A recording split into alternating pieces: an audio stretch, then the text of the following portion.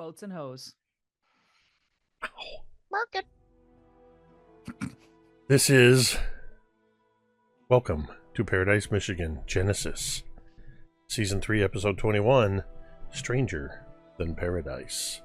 And in our last session, we began with Oak and Laz bursting through one of the green doors with brass handles, having used Oak's special skeleton key set into what they believed to be Traverse City General Hospital. But it was in fact an emergency room as they burst in with the very wounded and dying Rosie. The orderlies and trauma ER people very quickly took over and in a whirlwind wheeled her back into surgery, leaving the boys sort of in a stark silence, where Oak had some very strong words, very brave words for Laz to kind of help him hold it together. While they were waiting in the waiting room, after a time, surprisingly, Laz's mother, Jeannie Eccles, showed up with spare clothing for both Laz and Oak, because in that moment, a flood of new memories that usually accompanies a shift in iterations happened to let them know that following the tragic accident that seems to always be present in whatever iteration they're in, the accident that took Oak's entire family, the Eccles adopted him, and Laz and Oak are now actual brothers. Of course, the wrench in the works in that was that Ashley Raven was there, and so too apparently performing the surgery, the life-saving or life-attempting to save surgery on Rosie, was none other than Dr. Devin Sharp, where it was very quickly learned that Rosie is in danger of not recovering. Her healing factor is not working, and they put her into a medically induced coma while they attempt to figure out what is going on. We discovered Rosie in a memory of the night of the big dance that actually turned into none other than Anne from the Mirror World, informing Rosie that, well, basically you're a ghost. You're stuck in between worlds. You're not quite here, but you're not quite there. But there might be some way that you can figure out how you can interact with the real world, and gave her a photo album that allowed her to look at moments in time that would allow Rosie to actually travel to those moments, to be in those places, but only in this sort of in-between space. Fittingly, I believe one of the last things we saw from Rosie and Anne was them watching Ghost on the waiting room TV, as a sort of training film, I guess. Meanwhile, back in 1885 on South Manitou Island, Jess, Billy, and Coop, along with their guide Mouse, had to make a decision of what they were going to do.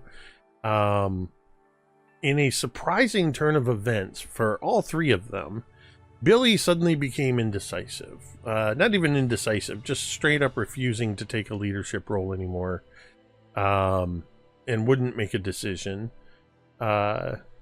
which kind of pissed Jessica off, and Jessica had very strong words to say to Billy about all of that.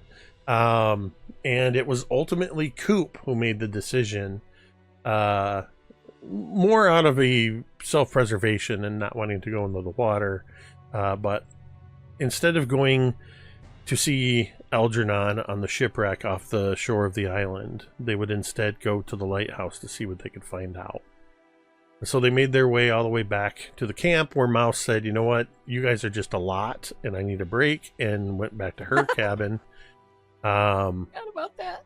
And the rest of you showed Bye. up at the lighthouse, where when you entered, you saw Amelia, but also for the first time, her father was seated there, who looked very similar to Heinz, at least in dress, but very quickly stood up, removing their hat and revealing themselves to be none other than Tammy.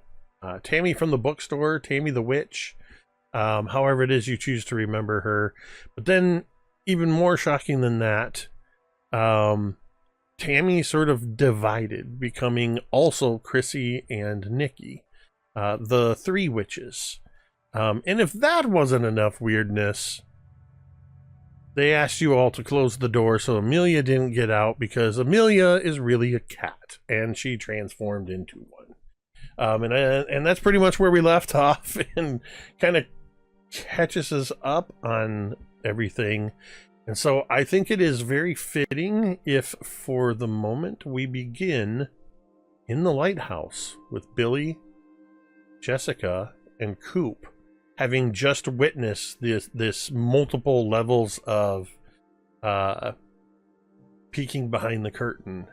So the witches have just appeared. Amelia has just turned into a cat.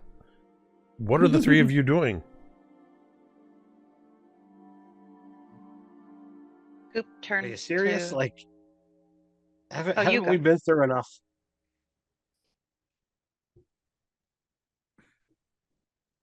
Coop, you were saying? Oh, Coop turns to Tammy, since she was the first one, and says,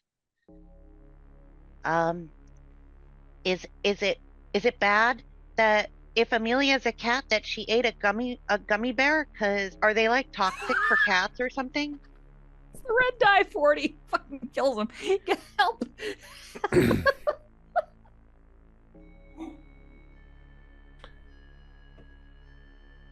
Jessica, do you have any response in this moment? Or are you just standing there?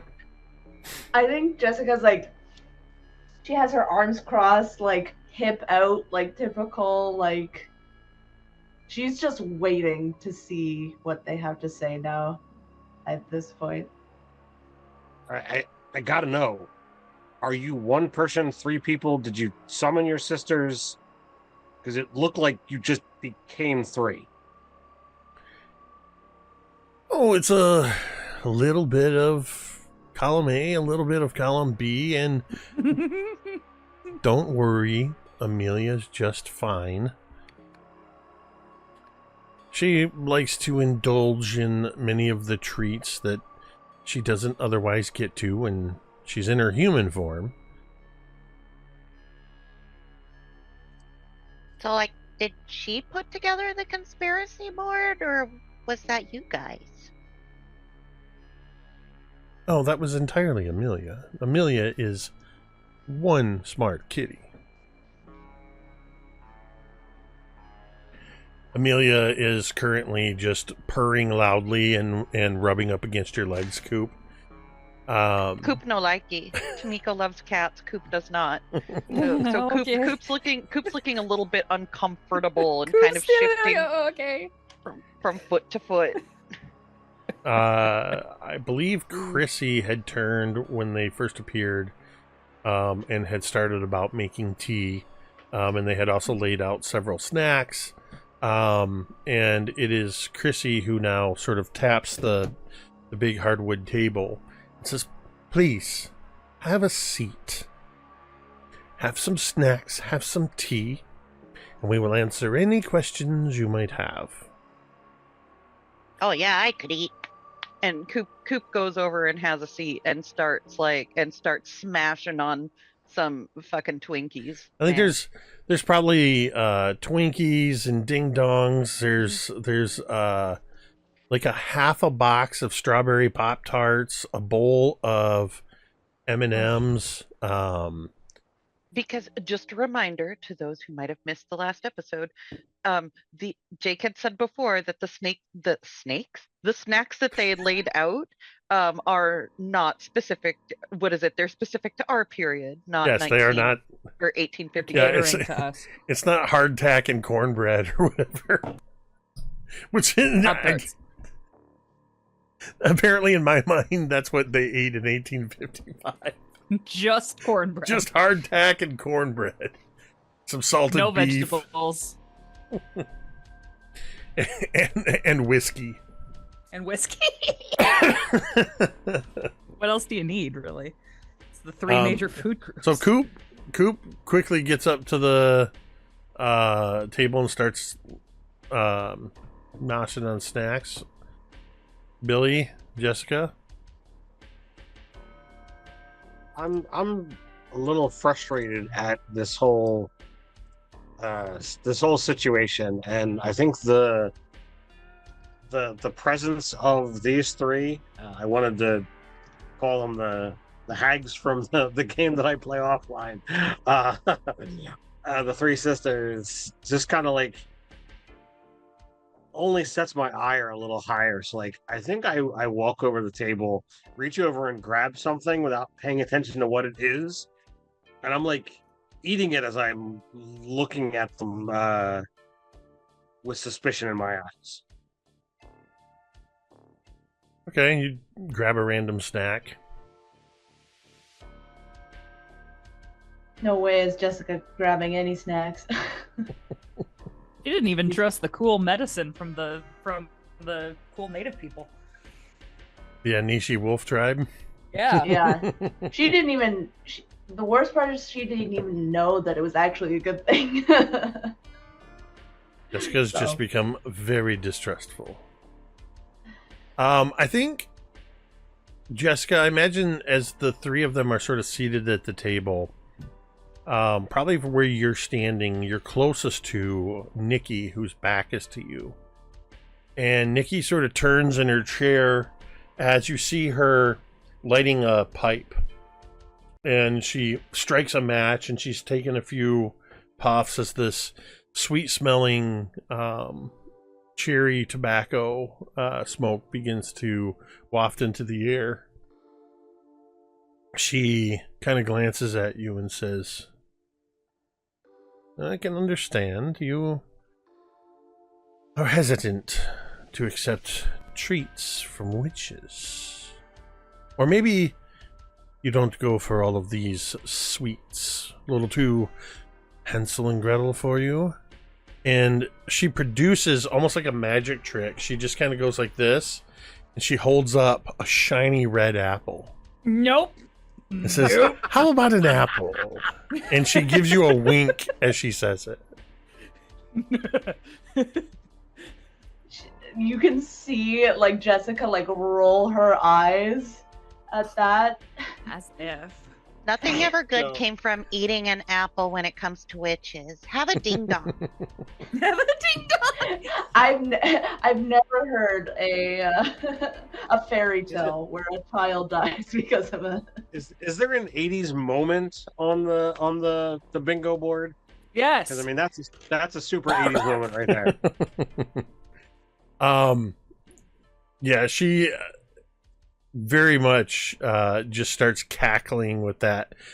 I'm not going to try to do it. It'll probably get noise gated, but with a very classic witch's laugh as she just kind of takes the apple and sets it down gently on the table in the middle of all of the treats, and leans back in her chair and just takes a few puffs on the pipe. So, you've all been having quite the adventure here on the island. I understand you've met the wolves, the Anishi. Can M have a quick lore reminder? We have met them. They seem to, in my mind, they seem to be like agents of chaos. We've met them both times where they've like helped us, kind of, but also They've not. been neutral positives. Yeah, you're. But they were on the Same. ship and wanted to kill us. Yeah, they were kind of dicky on the ship, man. Yeah, Like, for Yeah. reals. yeah. But And that's they the did dickiest turn- we've seen them. They did turn Jessica into a cat. You're talking about the that's- witches. The witches. Is that different? Sorry, the Anishi or the wolf tribe. Yeah, Oh, no, no, no. we're talking Sorry, about the the witches. Yeah. Yeah, so the witches in the Witches of November arc were very much they were behind the storm that caused the sinking of the Edmund Fitzgerald. Yeah. And they're also the original ones who locked us in back all the way back. I mean, yes. When you, I forget which one of you, was it Billy that glanced back? Or Laz Yep. that glanced back I'm and pretty saw sure that it's as you were heading back into the back room in like the very first episode, I think. Yeah. Oh, yeah. Just happened to notice that one of them turned the sign to closed and locked the door. It was Billy. I remember that. Yeah. Damn. Because then Oof. Ted wasn't there the next week to follow up on Right. it and turned He into turned into a cat. cat. Yep. Briefly. Yeah. Yes. You're So talking. they've been kind of They've been, yeah. This middle. was Cold. okay. That's like 88 episodes ago. Yeah, God if anybody damn it. wants to take a walk back in time, just a reminder that the public version of the notes are pinned in the in the Welcome to Paradise Discord. Discord. Well, Yeah. in Couldn't the remember the name channel. of the Miko. Yeah, so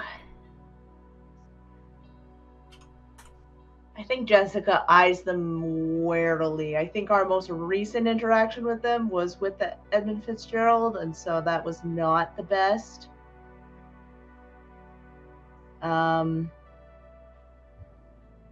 Well, you had a slightly more recent thing with them in the lab with the little door and That's the right. cats. Oh, Jesus. Man, Tamiko. Well, not Jessica though. That was Carlene before Jessica. Tomato, tomato. Oh, that's true. That I'm confusing myself of who knows what. They're Okay. assholes. They're kind of assholes. Let's just, Yeah. Gotcha. So then, yeah, I think Jessica probably eyes them pretty warily.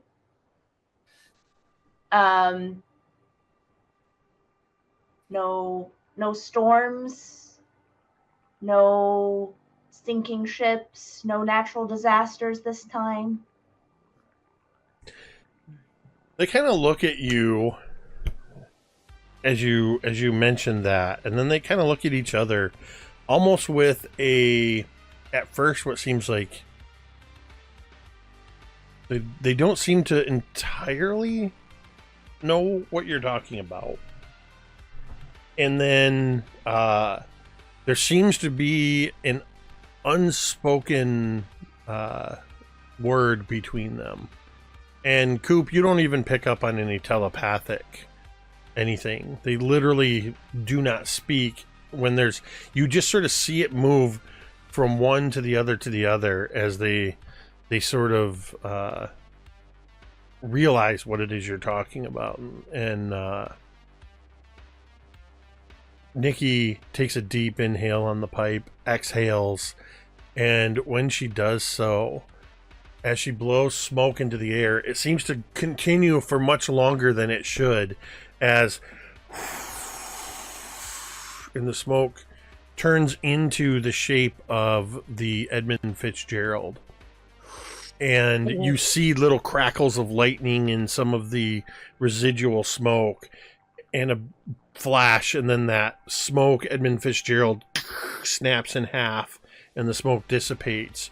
And then she laughs, and she says, I had almost forgotten about that. That was a very, very long time ago. We were much younger when that happened.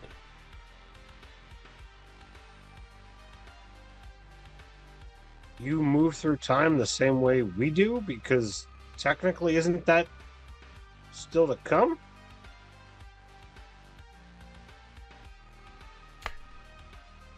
Tammy Or looks at set out you. sorts. Tammy looks at you and says, what year is it?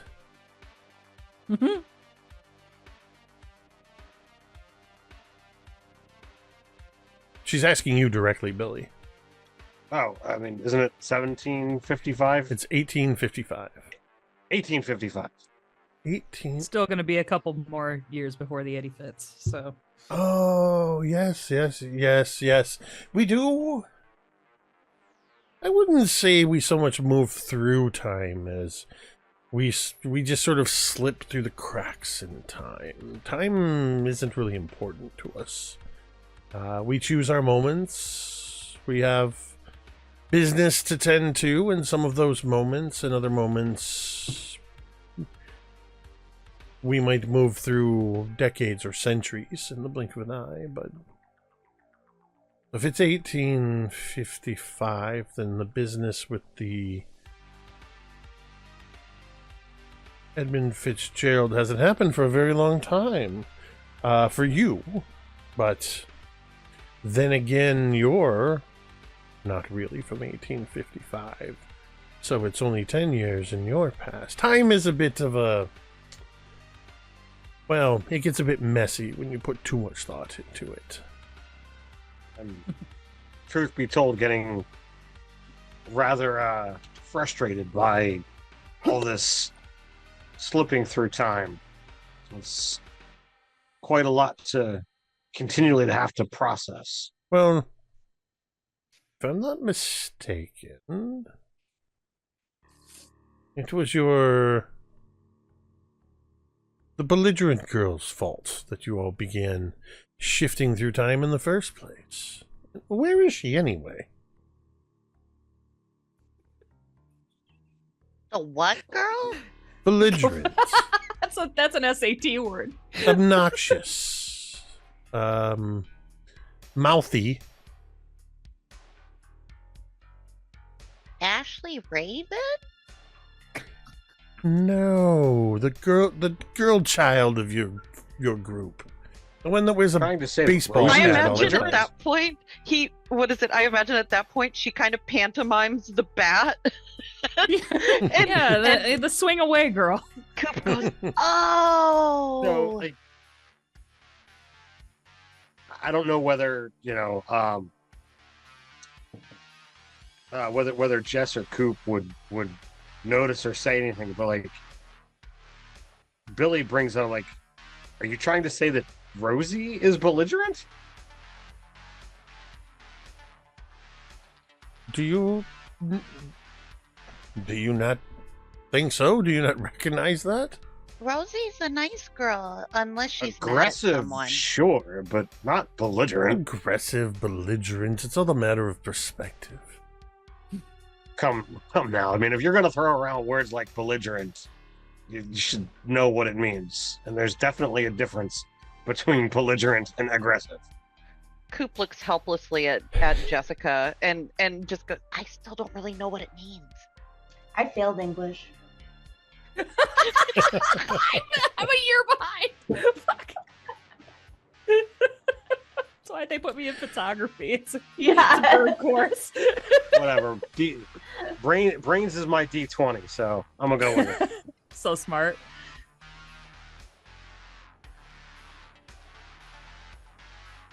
Tammy just looks at you and says, I stand by what I said. Belligerent is the primary word I would use to describe her, but I don't see her here, so perhaps it's not fair to label her as such.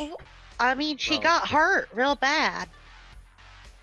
Well, when you go around swinging a baseball bat and poking your finger in everyone's chest, it's bound to get broken now and It again. wasn't like that. So, ma'am, she was saving Jessica's life. Oh, yes, the incident of the jealous mirror. I heard about that. We honestly we come here to hope that this is where the others will come back to once we know whether or not Rosie's going to survive. And I don't know if Billy's got the skill set to convey this, but he wants to set his expression to hopefully the adults understand by his words of like, all right, you might be insulting a dead girl, how about we drop this line of topic? Take it down a notch. So I say this in a lot of games, and it's only this game that it's accurate. I need you to roll a charm check. Hey, nailed it. First try. Nope. That's a different bingo card. Did you really put that on the 7 dooms? Bingo Mhm. card? Oh, yeah. We're not in any moon settling phase right now, right? The moon No. exploded. All right. Well, I want this to succeed, so I'm going to use 2 pops and make that be a 10. Okay, so that takes us from 56 to 54.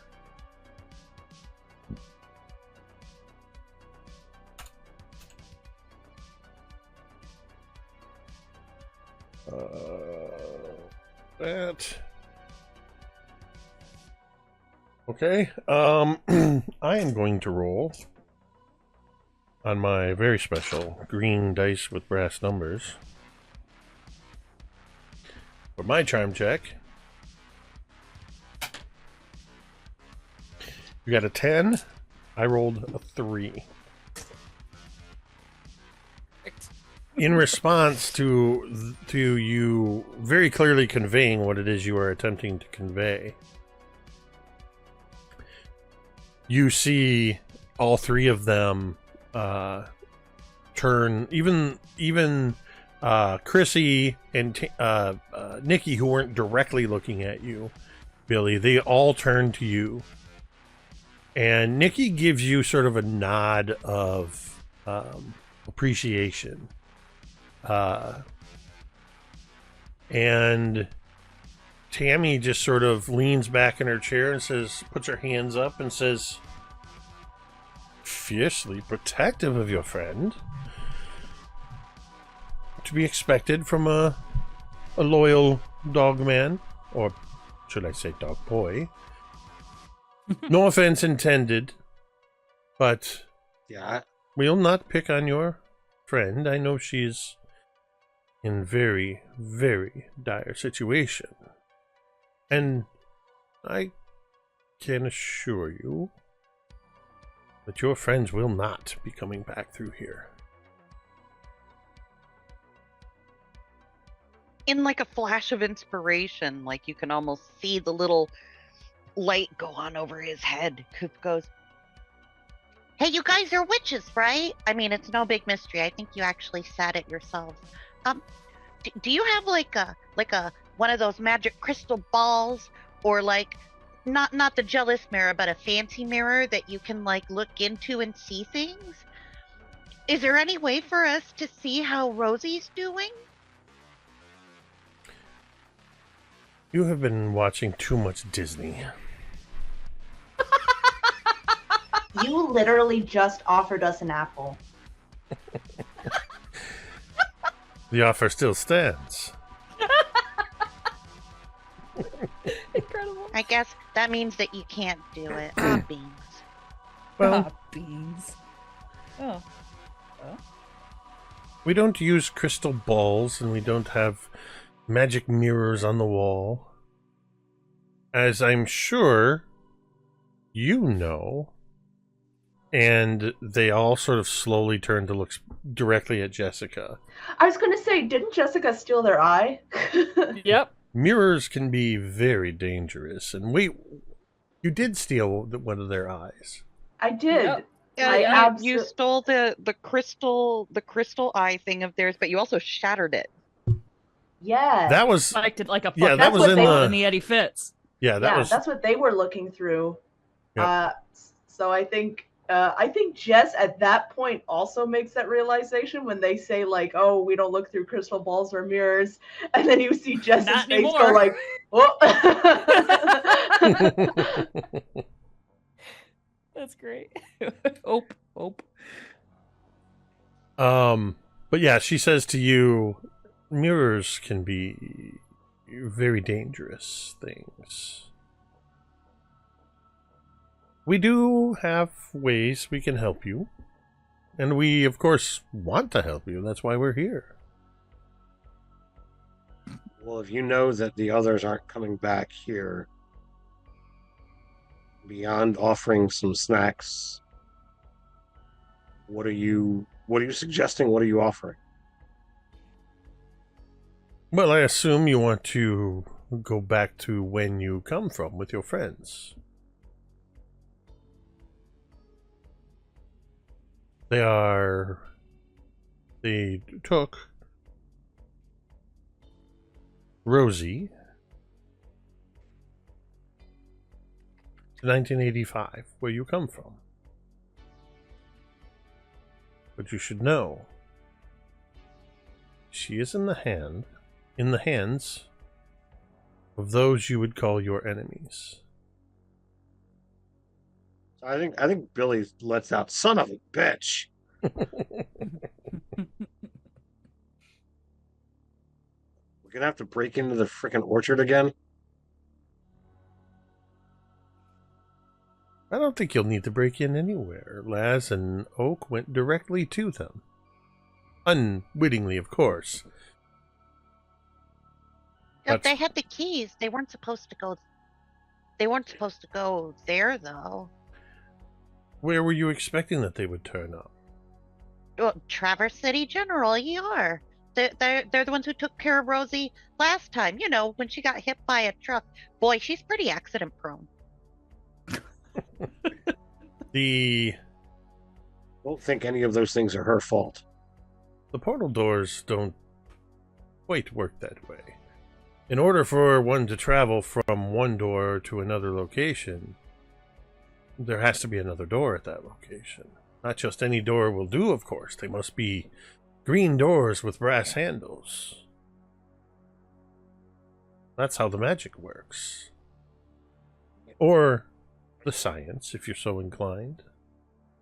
So what is the deal with the green doors and brass handles?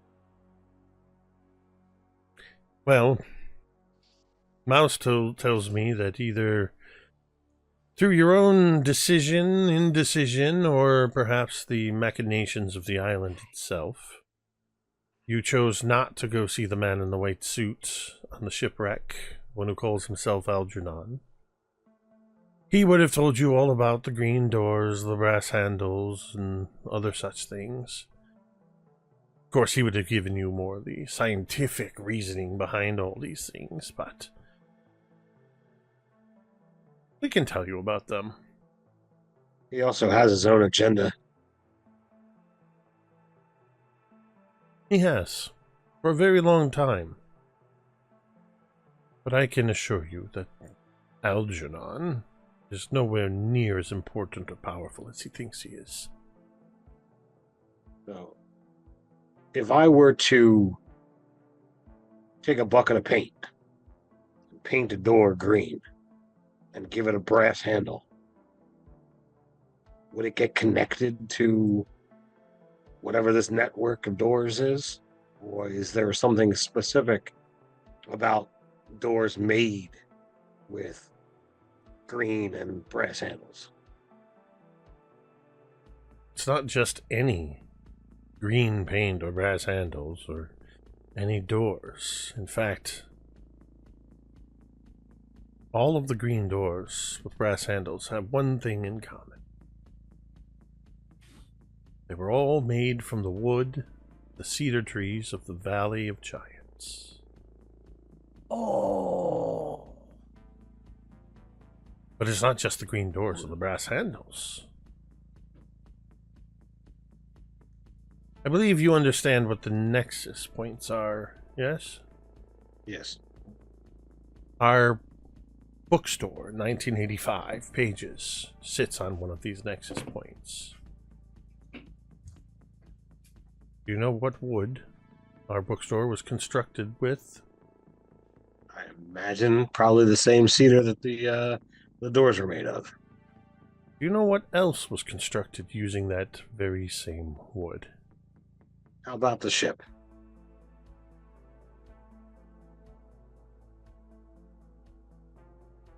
The ship was carrying lumber. So I'm guessing the orchard and the Nexus project. Well, they seem to have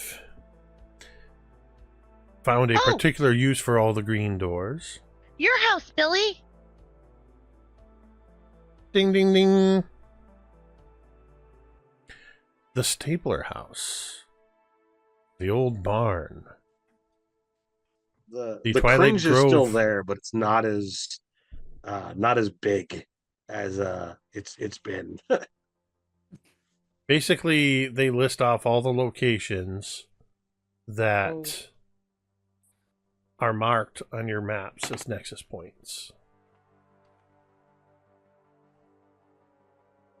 So I pretty much I've got the map in my inventory, so I pull it out and I'll, as they're mentioning, I point on where all these ley lines are. It's like, this all checks out, whether you want to call it magic or science. It's interesting and insane at the same time. So now you understand a little bit more about how the green doors with their brass handles are connected.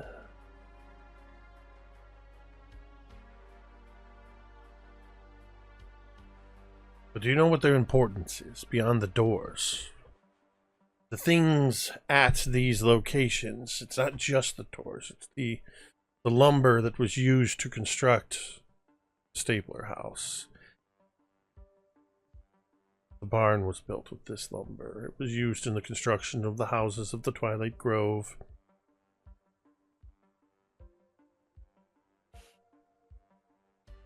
As each of these trees have been cut down and removed from the Valley of Giants, every one of them was fed from the waters of Lake Michigan, which you may also know as Michigami. And I believe you may also know as Tomaska Greywater.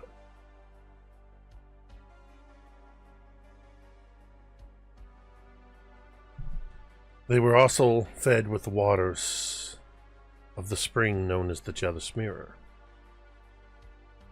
Each one of these Nexus Point locations is connected to one another because they contain in it some of Michigami's power. Spread throughout time and different locations away from the springs from which they were born. Spreading Michigami's power, depleting it. And the Nexus Project hoards all of that power for themselves. And Michigami grows weaker. Do you know why it's important that Michigami not lose his strength?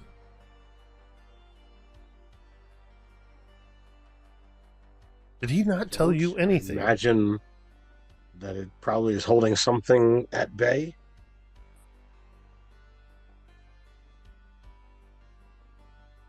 What do you know? What do you know of... I had it written down, the word they were going to call it. What do you know of the Moon Shadow? The Moon Shadow or Child? The Moon Shadow. What the Anishi call Undawa Aki, Shadow of the Other World. The Dawa. Oh, Ndawa. We learned about them. I had one conversation with them, and they said an awful lot. As a reminder to the audience, and apparently Ted, Ndawa was the shadow that apparently was just an evil motherfucker that was haunting the world, and Michigama was keeping it at bay. It was theorized that perhaps this shadow is the shadow that was haunting Ashley Raven. 10,000 years ago, when the glaciers receded. This was a story that they referred to as the mirror with two faces. The jealous mirror, out of the mirror stepped Michigami, who became the guardian of, or rather the warden of Lake Michigan, but also was Ndawa Aki, the shadow of the other world, who did not come directly from the waters, but rather came from a reflection of the moon in the waters. And that's when the Anishi gave you Billy, the Moonstone. So, are you saying that we need to collect these doors and return them to the waters? Or is there another way to return Michigami's powers? Are we maybe supposed to stop the trees from getting cut down to begin with? That's already happened. It already will happen. It already will have had happened. There's nothing you can do to prevent that from happening. Even with as much power as all of you have combined, you don't have the power it would take to undo something of that nature. Well, maybe one of you does. But I don't think he would survive the attempt. This is a near fixed point in time. But what you can do is you can withdraw Michigami's spirit from these locations. You can free the trapped portions of his spirit. Doing so will undo the magic in those locations, will prevent them from being nexus points any longer. But you cannot simply just do that. You need keys in order to do that. Things that connect you spiritually.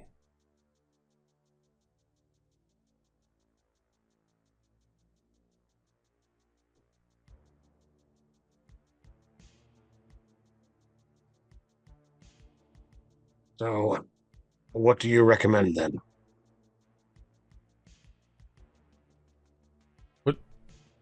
What do you mean, what do I recommend? I just told you what to do. I literally just gave you the plot of this entire novel and told you what you need to do to get to the end of it. Do you want me to turn to the last page and tell you how it all ends?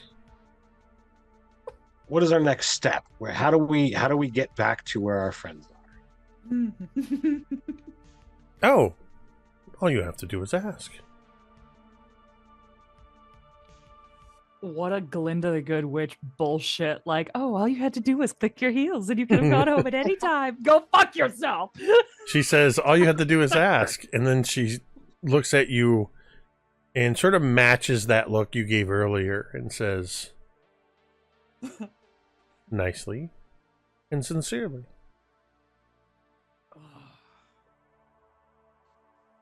I turn to Coop and Jess. Are you guys ready to head back to home? Yes.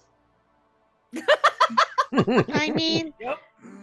well, yeah, but weren't we supposed to come here to do something to stop Nexus? Was that it? Just get the information and go?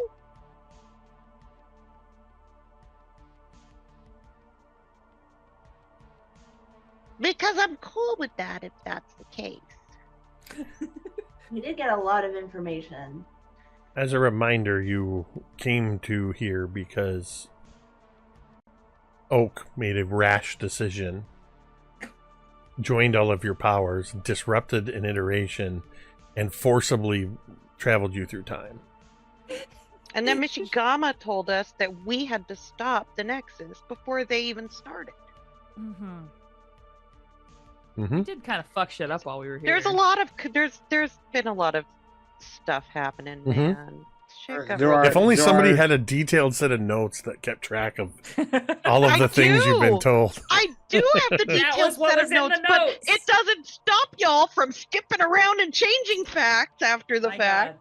So My That's what God, happens so when you true. travel through time, when you start messing with time. Mm-hmm. I mean, yeah. Gotta I, weigh the. I've got gotta, s- yeah. go so ahead. many incomplete plot lines in my head that my brain fizzles at times. I'm like, what about this? Nope, we're not touching on that anymore. But yeah, I mean, it'd be great to go back and, you know, we can see how Rosie's doing, and I'm sure Laz and Oak would like some company too. Well, we can get you to when you want to go. But we can only send you to one location. The lighthouse. Bookstore. The lighthouse. Travel between or from the lighthouse will travel you to the lighthouse. I believe that's how we first met in 1885 on that beach after the shipwreck.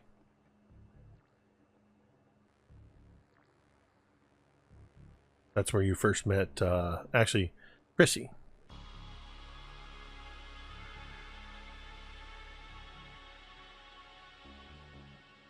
Know that the lighthouse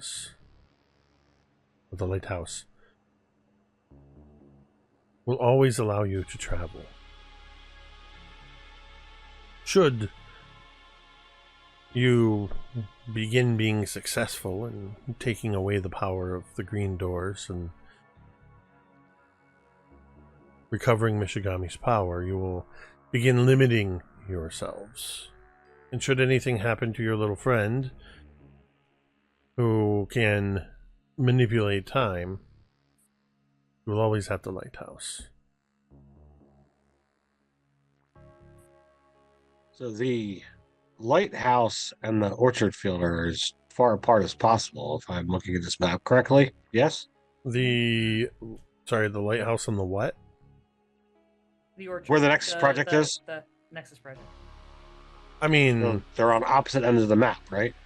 the Nexus project's in the middle, sort of. In the middle? It's listed on your map, I believe, as they control everything. Okay. Oh yeah, that old thing. Okay. But that's also a distance of like a mile or 2 miles, Yeah. I forget.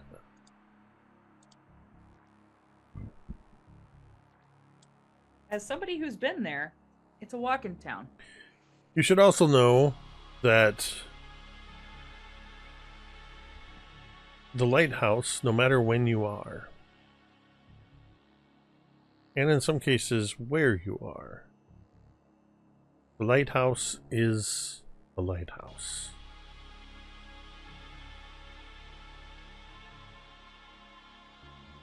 There is... I don't know how better to explain it to you than it is... This lighthouse exists simultaneously at every point in time and at multiple points in space. When you go to the lighthouse on Paradise Beach, it's this lighthouse.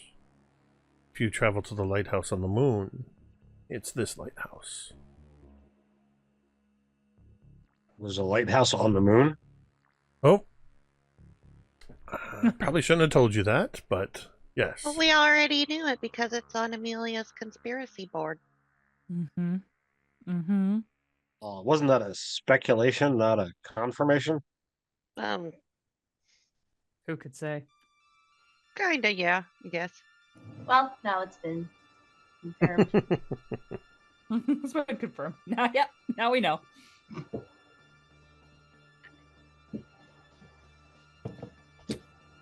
So is that where you wish to go? The 1985 Paradise. Do it. Well, We're going to have to step outside a moment. And the three sisters very reluctantly stand up, making a big show of expending effort. You know, the typical slapping the knees. Well, better be hitting the old dusty trail. Better get going. Let me grab the rest of my buffalo dip. And all three of them begin patting their pockets. And Amelia the cat jumps up on the counter near the door and gives sort of a meow, indicating with a flick of her tail where the key, the same key that Jessica had taken and rather rashly opened the door not so long ago, is hanging on a nail and sort of flicks it. And all three of them go, "Oh, yes. We put it there so we wouldn't forget it." And they open the door, and two of them step out. Nikki stands behind and motions for the rest of you to step outside. Step out.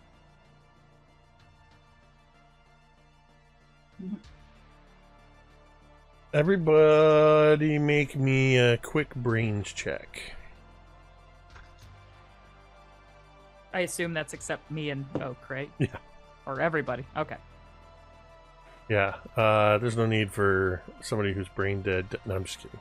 God damn you, you motherfucker. You don't have Gosh. brains checks anymore. I Rude. can make them for both of us, okay? Thank I can you, make them thank- for both of us. Thanks, Chip. Thank You're I welcome. exploded twice for a 9. Hell yeah! Way to be Coop. What'd you get, Billy? An 11? 11. A 5, and just gotta check my... here we go.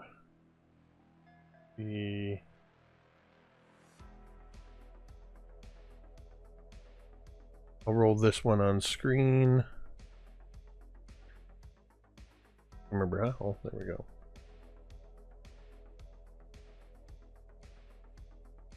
What did you end up with, Coop? A 9, you said? 9. Okay. Okay. Pretty damn good for Coop. I got a 15, so you all head outside. You don't notice anything out of the ordinary. As soon as you are all outside, Nikki closes the door behind her and holds her hand out, and one of the other witches hands her the keys. She slips it into the lock, turns the key, and opens the door again. This time it leads into the base of the lighthouse instead of the living area.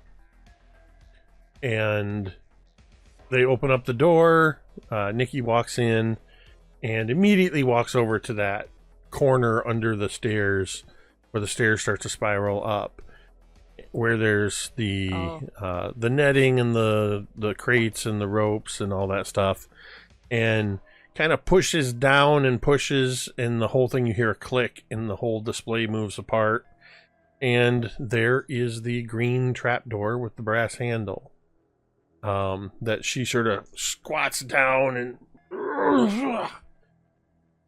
pulls it open, and she kind of peers down inside, gives it a good look in there, and says, "Oh, that looks like 1985. I can tell by the Atari. And then she stands back and motions for all of you. Aw, man, not this again. Coop sighs as he drops through the trapdoor. A lot of holes in this game. Go right along with. What was that, Ted? I said I go right along with. I think before Tamika spoke faster than me. Otherwise, I would have been first through the door. before Jessica jumps in, and the other two have gone in, she kind of like hangs back and looks.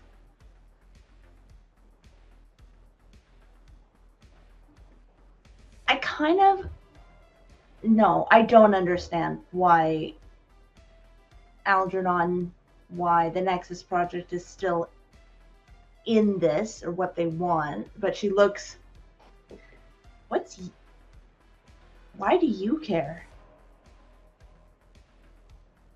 What's your stake in all of this? Would you believe me if I told you that we're just curious? We don't have a stake in your outcome. We're rooting for you. But whether you win or lose, whether the Nexus Project or even that asshat Algernon wins, we'll still be here. And we'll thrive. So this is purely curiosity. You and your friends are among some of the most interesting people we have met in all of our time. And we rather like you.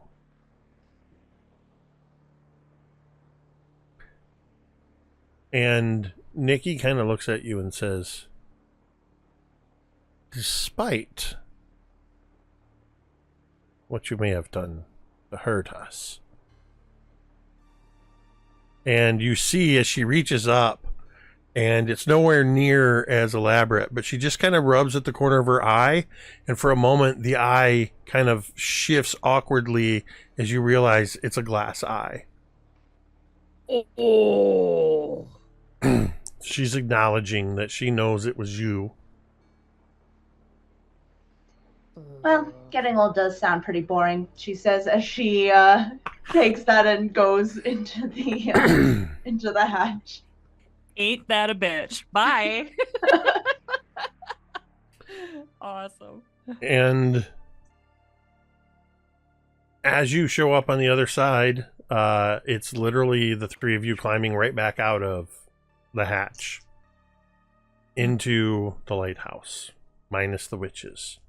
What none of you notice is that right before Nikki closes the trap door, as she's starting to pull it shut and she looks back over at her sisters, Amelia the cat slips through. Oh, she's coming with us. She got out. Is it good or bad? She did get out. My God, great question. I'm sure we'll find out. And just real quick, when you show up on the other side, do you open the door to the outside? Are you hanging out in the lighthouse? What are you doing?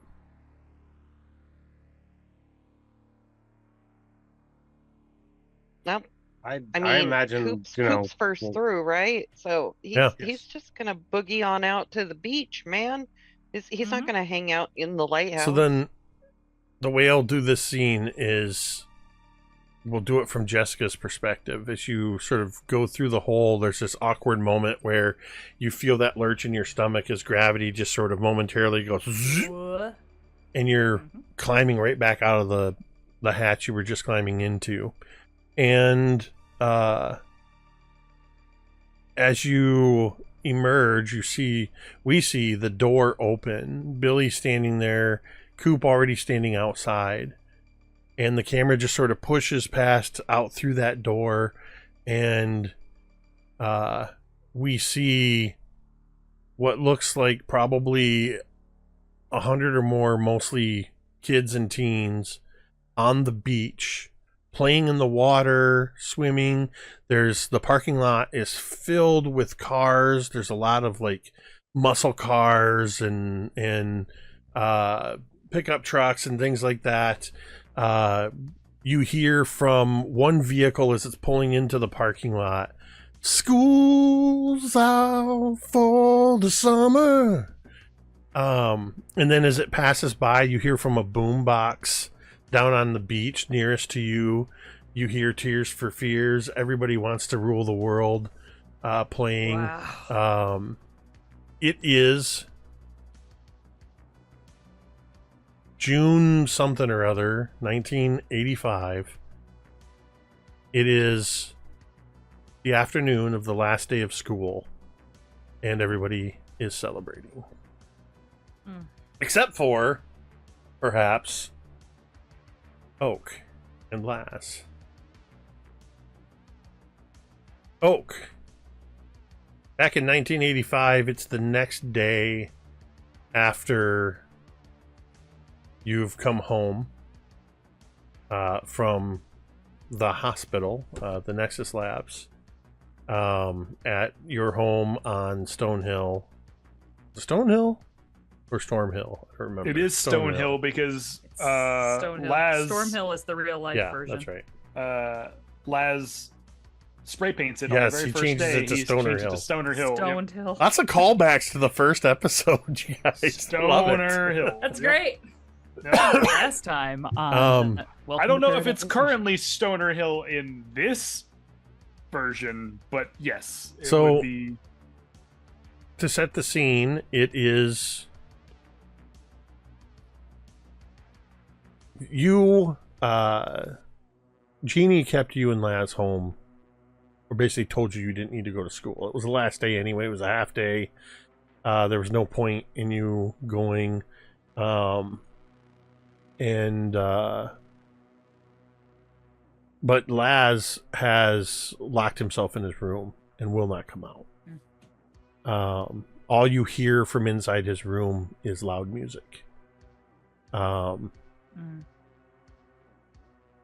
what is Oak doing on this last day of school that's not really school?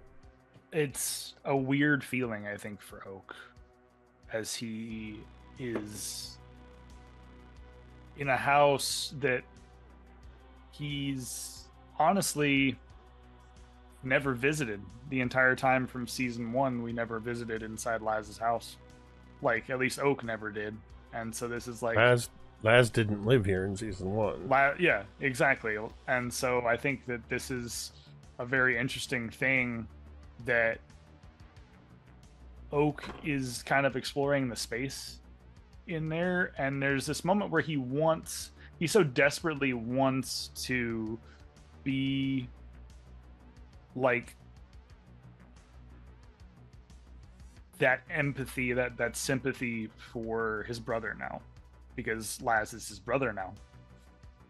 And I think we see Oak kind of going through the space and seeing the house and seeing like pictures of him and Laz from the last 2 years, right? Like there's pictures and memories that he didn't have, but now all of them have flooded to him, and all of them feel so tangibly real and so like it's like a warm blanket coming over Oak, because these are things that like are helping him kill his trauma.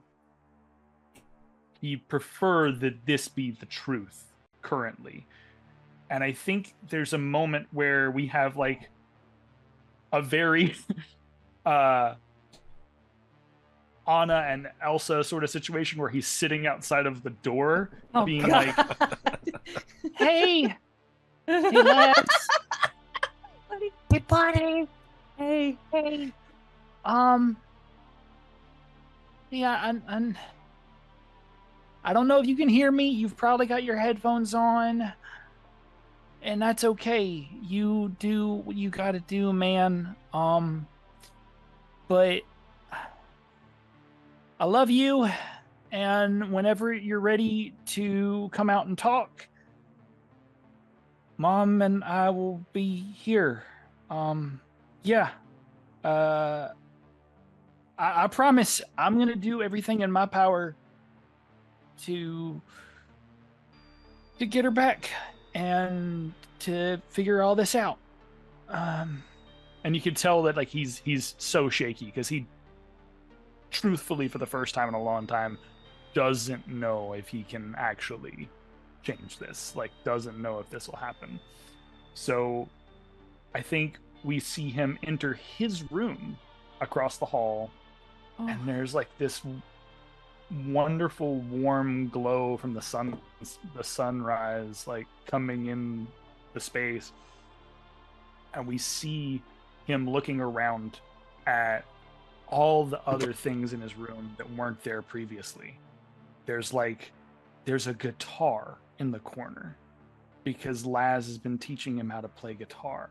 There's a skateboard with his own stickers that he's been putting on it because Laz and him went out and bought skateboards together. There's things that are so tangible to them as brothers that he's seeing, and it's making him emotional and making him want to stay in this universe, even though this universe currently has the shittiest timeline moment of his entire space.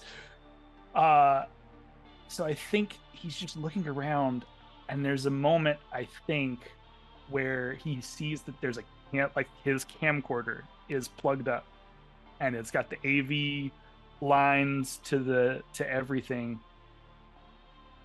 And he's curious because like, what's in it? What's on it? And he plays it. And I think it's the last thing that him, Rosie, and Laz were all doing together. I don't know what that might be, but he has it recorded. He has like a memory for them recorded, and he was editing it and putting it together for them. And like, I think that is what kind of spurs him to now be like, okay, now I know what I have to do. I'm going to take time and I'm going to focus down and make this happen for my brother. So he clears his bed of all the things, and he lays out a ton of different graph paper and like gets out all of his composition books, everything he's got, and he starts making notes on everything. About halfway through the night, we watch as like the sun goes, and then the sun starts to set. At a certain point, Jeannie calls him out for dinner, calls the boys down for dinner. Laz comes down for dinner, has dinner. But Laz does not come down for dinner. Oh, he does not come down for dinner. Okay. Oh. But yeah, so there's just this moment where I think, oh, this is perfect. Then I think that this is when the moment happens. I think it's Jeannie and Oak sitting at the dinner table together. And he goes, Mom, can I ask you something? Of course. Okay, so I want to do something for Laz, and I want to do something for Rosie. And I've been thinking, and I've been doing a lot of research. There are some scientists in Sweden that say that if you're in a coma, that there are certain things you can do to trigger brain memory and stuff, right? So I was thinking that maybe like using sound or like smell or something. Like I was thinking that maybe I think maybe Laz would be good for it. But I was thinking that maybe tomorrow I could ask him about maybe he'd want to write a song for Rosie.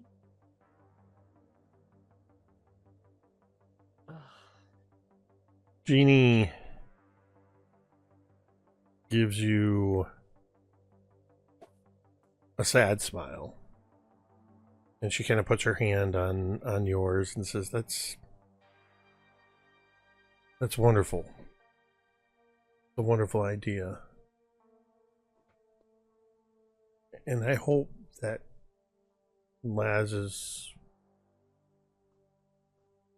I hope he would be open to helping with that, but I think we need to give Laz the space he needs to process this however he can process it. I know, I'm not trying to push it. You might have to fly solo on this one. Okay, okay. Maybe I'll just write it, and then he can listen to it when he's ready. I don't know. Have you ever done something, Mom, where like you feel guilty, even though like maybe it wasn't directly your fault, but like you now feel really... You mind if I curse at the table, ma'am? Ma'am, so sweet. Who are you talking to? I'm sorry, but like, you're right. I don't care what the fuck you say. Okay. Yes, Jeannie is so fucking cool, dude. I love her. I'm sorry. I feel like the things that I've done, and I've done a lot of things to save my friends and to take care of them and to do things, but I feel like lately a lot of the things that I've done to save them have put them into more danger, and therefore have pretty much made it a shitty situation for everybody involved. And I feel like it's my fault, Mom. I need you to make a brains check. Ooh, okay. Not an explode, but pretty close. 18. I just rolled a 4 on a D8. So you do notice as you're saying this, when you specifically say your opening statement, which was, have you ever done something that you feel really guilty about? Yeah. You see that there's a quick flash of her looking at you and then looking away.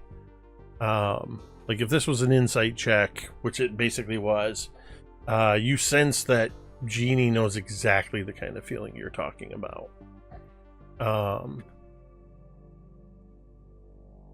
But when you say that you feel like this is all your fault, she actually puts down her fork, and she gets up and from her seat and moves over right next to your chair, and she crouches down so she's looking right at you, but she's a little bit lower, she's crouching down, so she's kind of looking up at you, and she takes your hands again in hers, and she says, "There is nothing that is happening that is your fault. You are not responsible for what's happened to Rosie."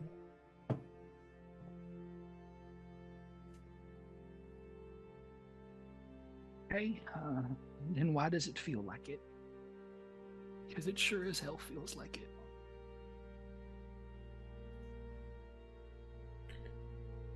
If I didn't do the things that I did, and you don't have to know all the story, and maybe one day you will, but if I didn't do the things that I did, then we wouldn't have been where we were, and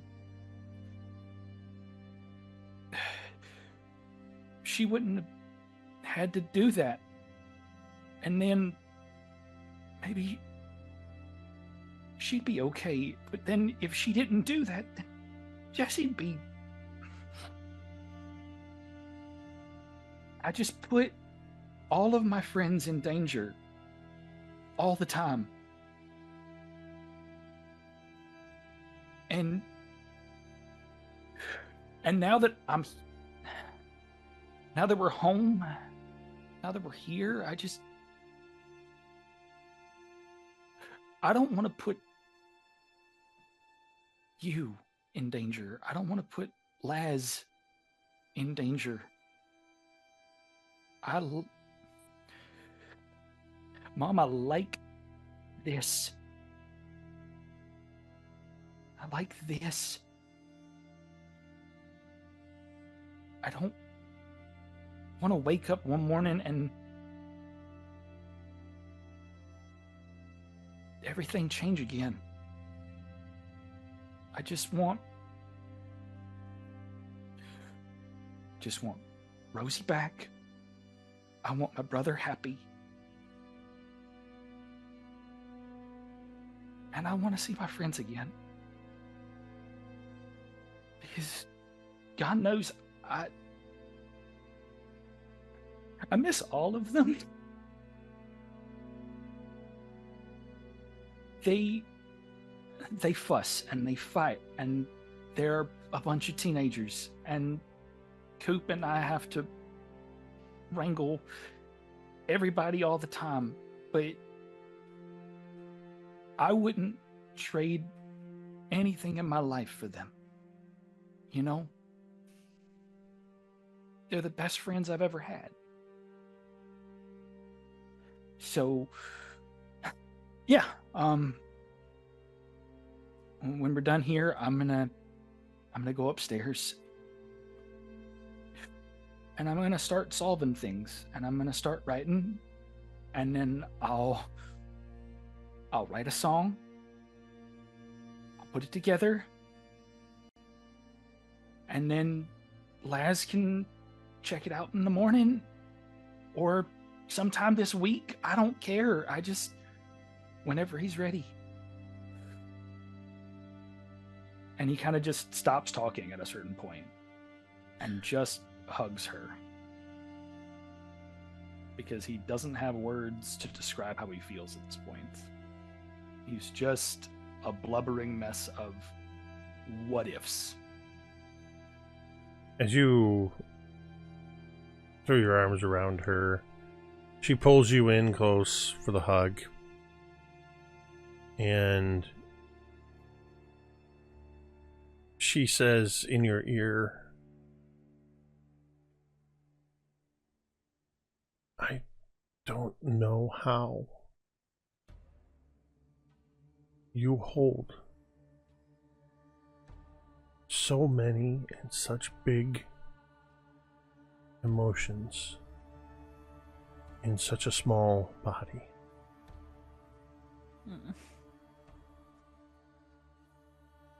And she squeezes you tight, and over your shoulder we can see that as she's sort of staring off into the distance, and we just see tears streaming down her face as she holds you close. Rosie. Yeah.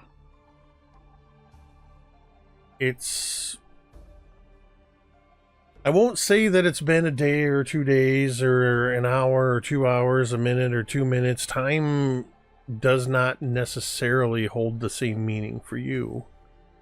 The only amount of time that you know that passed is the roughly time of the film Ghost. The roughly 2 hours that you spent watching the movie Ghost. Where are you? What are you doing? I think the movie... I'm in the exact same place as we saw Rosie last time. Except, like, I think Anne is, like...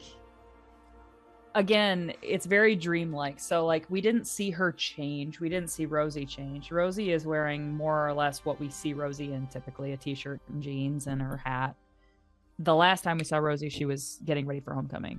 So that's like the one like tweak. And Anne, I think, is in like PJs, and she's eating popcorn. And I think they're both kind of watching it, where Anne is sort of watching the movie like casually. You see Rosie like sitting on the bed, like crisscross applesauce, just like watching it like this. And just like seems intensely focused. and she's seen the movie before, but she's watching it with like a kind of like a clinical vibe, for lack of a better word. And the movie ends and the credits roll, and this is like the first time Rosie's moved in what feels like, you know, the runtime of this movie. And she kind of like throws up her hands and she just says, well, that was pointless. None of that. I can't do any of that. Neither could Patrick Swayze until he tried. Patrick Swayze needed Whoopi Goldberg, and I don't have a Whoopi Goldberg. Whoopi Goldberg didn't help him. It was the weirdo on the train. Well, the weirdo on the train, like, helped, but it was all Whoopi. You know that. Like, Whoopi got in contact with Molly, and then there was the whole, with Demi, and there was the whole thing. I don't have anybody that can, like, read minds or, like, send messages or... And I think Rosie, like, her eyes widen. She's like, wait a minute.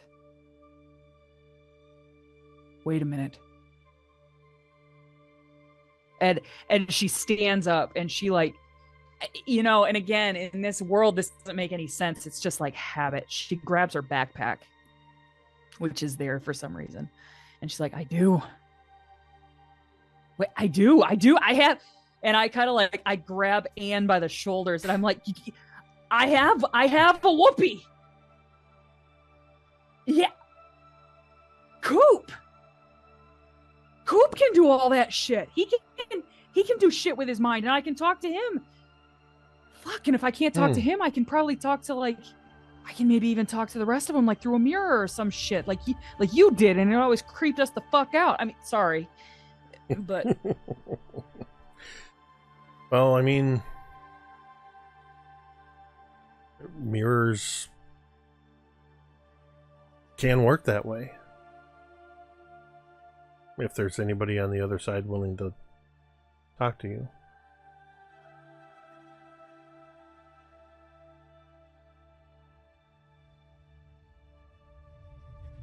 Did Carrie freeze?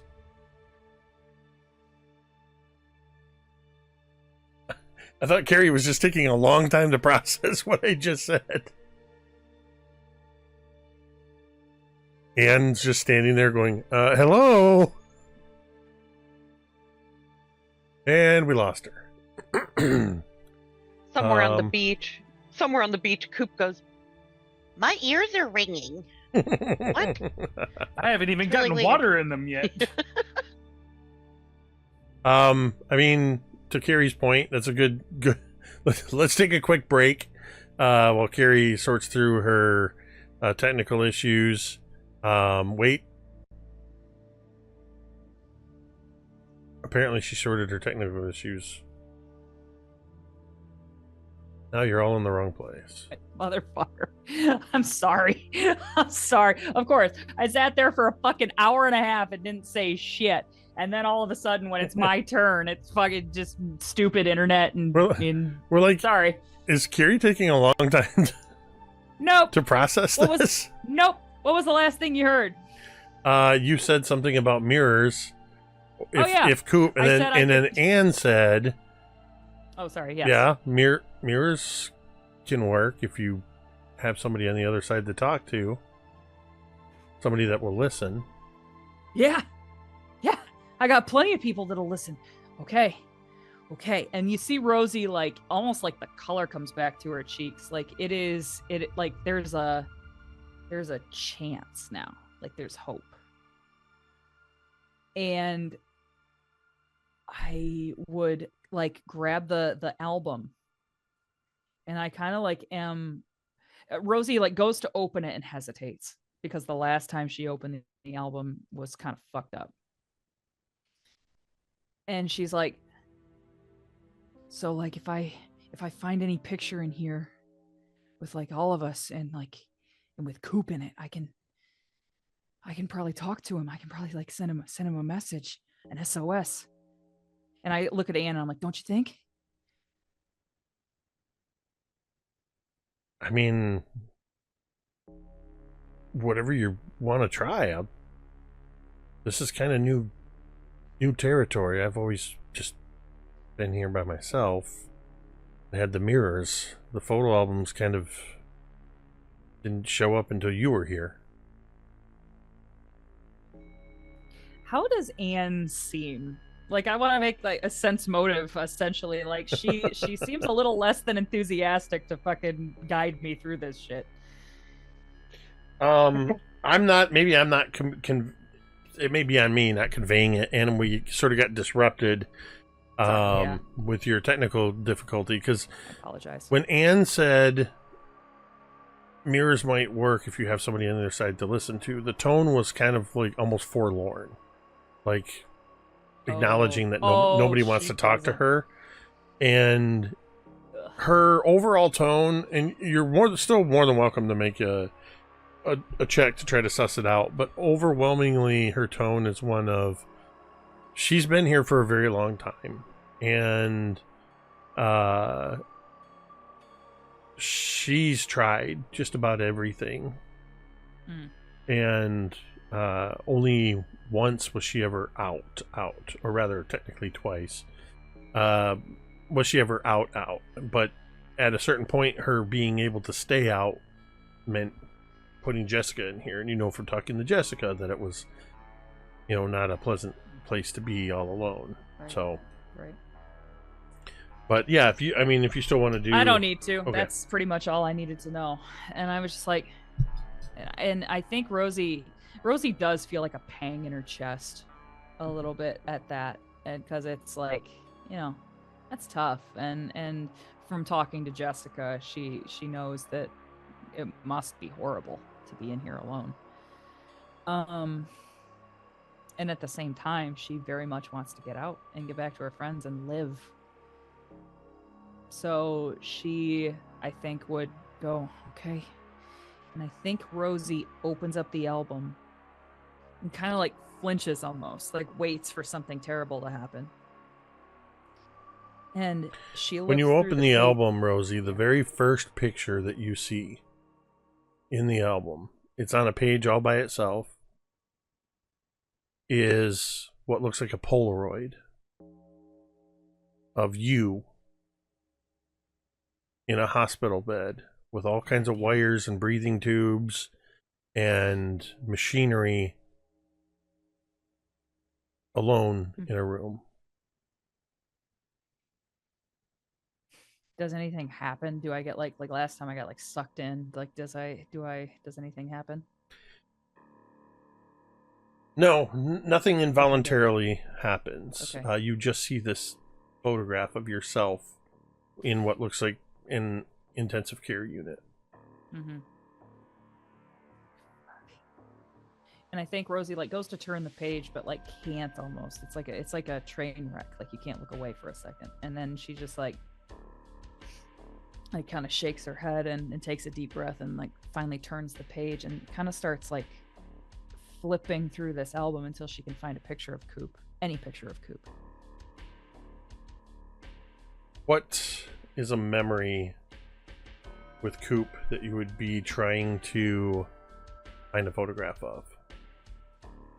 I think there was a day where all of us went to the beach. And it was like a super fun day, and Coop was afraid to come into the water. And he was sitting up on the beach kind of all by himself. And I had Templeton. Oh yeah, you had Tempe, of course. I remember that. Yeah.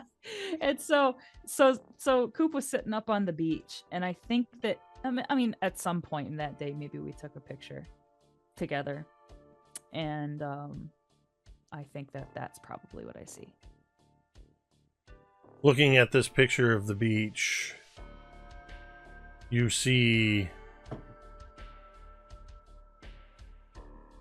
for a moment, we just see the picture and you looking at it.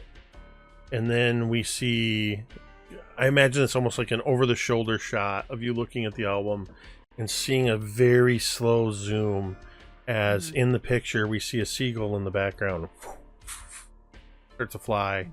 And we see the waves begin to move. We see Coop's hair starting to be rustled by the breeze. and the viewpoint seems to almost zoom in, focusing on Coop's face. Mm-hmm. And everything becomes this sharper color, and you begin to hear the sounds of the water and other people playing on the beach and competing boom boxes,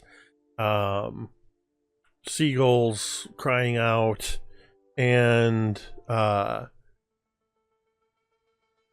camera quickly starts to zoom out, and we are now standing, you are standing on the beach as you see, it's actually that same shot from when Coop, Billy, and Jessica emerged from the lighthouse, except now you're with them. Oh, wow. And you just sort of look, you are standing directly in front of Coop. And Coop is looking right through you. And I kind of like, and for a second, it's so real and so right there that I kind of forget that I'm not there. And I kind of like, I like look behind me at what Coop might be looking at, but then I realize he could be looking at anything. He's just looking through me. And I kind of like, because I remember that Oak and Laz sort of jostle when I move my hands through them in the waiting room. So I kind of like, I go to like, kind of like, Rosie doesn't know what else to do. She mock kung fu chops Coop in the neck, like just to be like, hey, she's not trying to hurt him. She's just trying to get your attention. Roll a D100. Oh god. 61. All right, I'm gonna roll my real dice. So I haven't rolled a D100 with these. Hey. 89. It's just like in the movie Ghost. Your hand just passes through, and Coop does not react to you at all. Fuck. And then she looks at Billy and then looks at Jess and just kind of like, it's the most frustrated she's ever been. Ever. And I think she kind of like starts like thinking like how, like looks around at how can I possibly like get their attention. And I think she kind of like kicks sand, up at their shoes. As they step out of the lighthouse, she tries to like kick sand on their shoes. Roll a D100.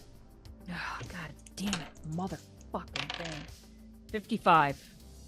63. No sand goes anywhere. That was so close! How close does it need to be? Exactly Shit. The same number. You're fucking kidding me. Okay. You're a brand new baby ghost. Oh, god damn it. While Rosie is trying to interact with you guys, what are you doing as you've just emerged from the lighthouse and you're seeing this last day of school? And I'll say what I should have said when I ended that scene. You know it's the last day of school because you are all hit with the rush of new iteration memories. Son of a bitch. But is he Billy Simpson again? Nothing really feels very different than it did when you were at Paradise Academy before. It feels almost identical. So do I have the memories of like completing the year? Yes.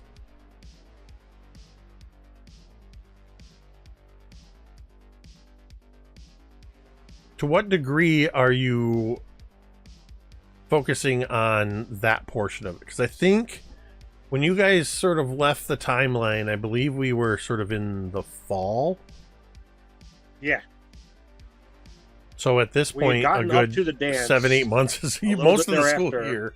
The dance is We're like in wound October. back to beginning. Yeah. So we never Rosie got to played. Christmas. Nope. Right. Dang, y'all missed Christmas. Shit. Some of you- Does Rosie exist in this timeline? Did she die in this timeline? To be fair, some of you might possibly be a year older. Oh god. Yeah, Coop's the kid with the Christmas birthday. Oh god. But to what extent are you focusing on those memories? This is a question for all three of you. I imagine I acknowledge they're there, but I've got to get to the hospital. So I think it's a shove aside. We'll deal with that later. Yeah, I think Jessica's similar. Just like, oh, great. Now, Coop's curious. He's got this flood of new memories. Where's Rosie in these memories? Who? You motherfucker. You son of a bitch. Oh no. So there's no overlap? Like we don't remember Rosie at all? Or I don't? You remember Rosie. You know Rosie. But it's like you're bumping against a gray wall when you try to think of Rosie in the context of the school year. Oh man. In fact, make me a quick. You see basketball highlights, but then all of a sudden Rosie nailing a shot is somebody else. No, you see instead of Rosie nailing the shot where that memory would be, you just see a lone basketball going dun dun boom, dun. Boom, boom, boom. Oh god.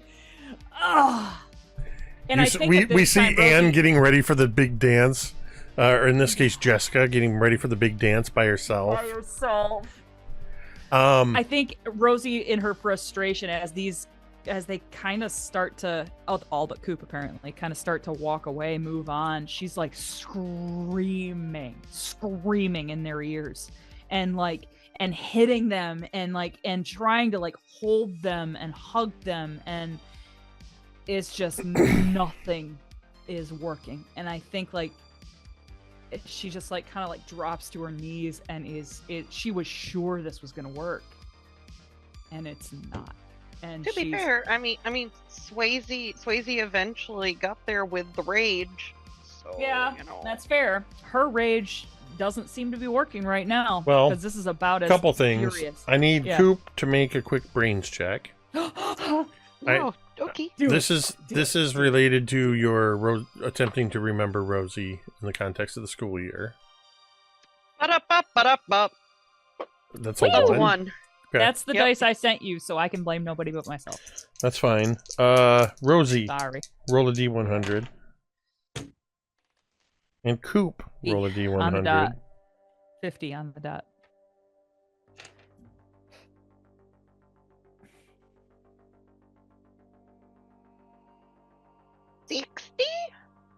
I rolled a 92. Ooh. Jesus. No. As you're screaming, Rosie, you feel somebody standing next to you. And Anne says, are you going to scream every time this doesn't work? Fuck off! Okay. Angers, it's part of dealing with it. And Rosie is enraged. She jumps to her feet and be like, don't be like that. This is the worst. This is the worst thing ever. You hear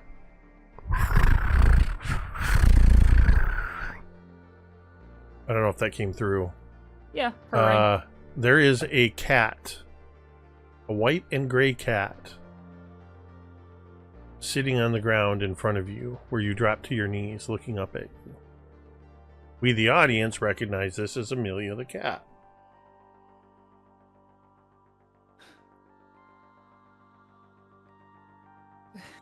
I reach down. Can I touch the cat? Make me a grit check. A grit check.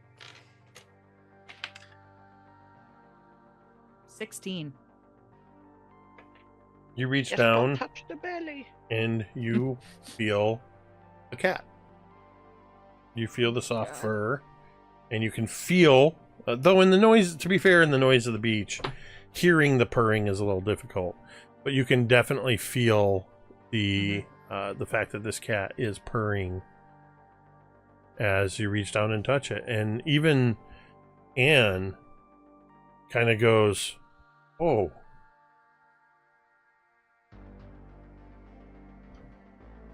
What? That's new?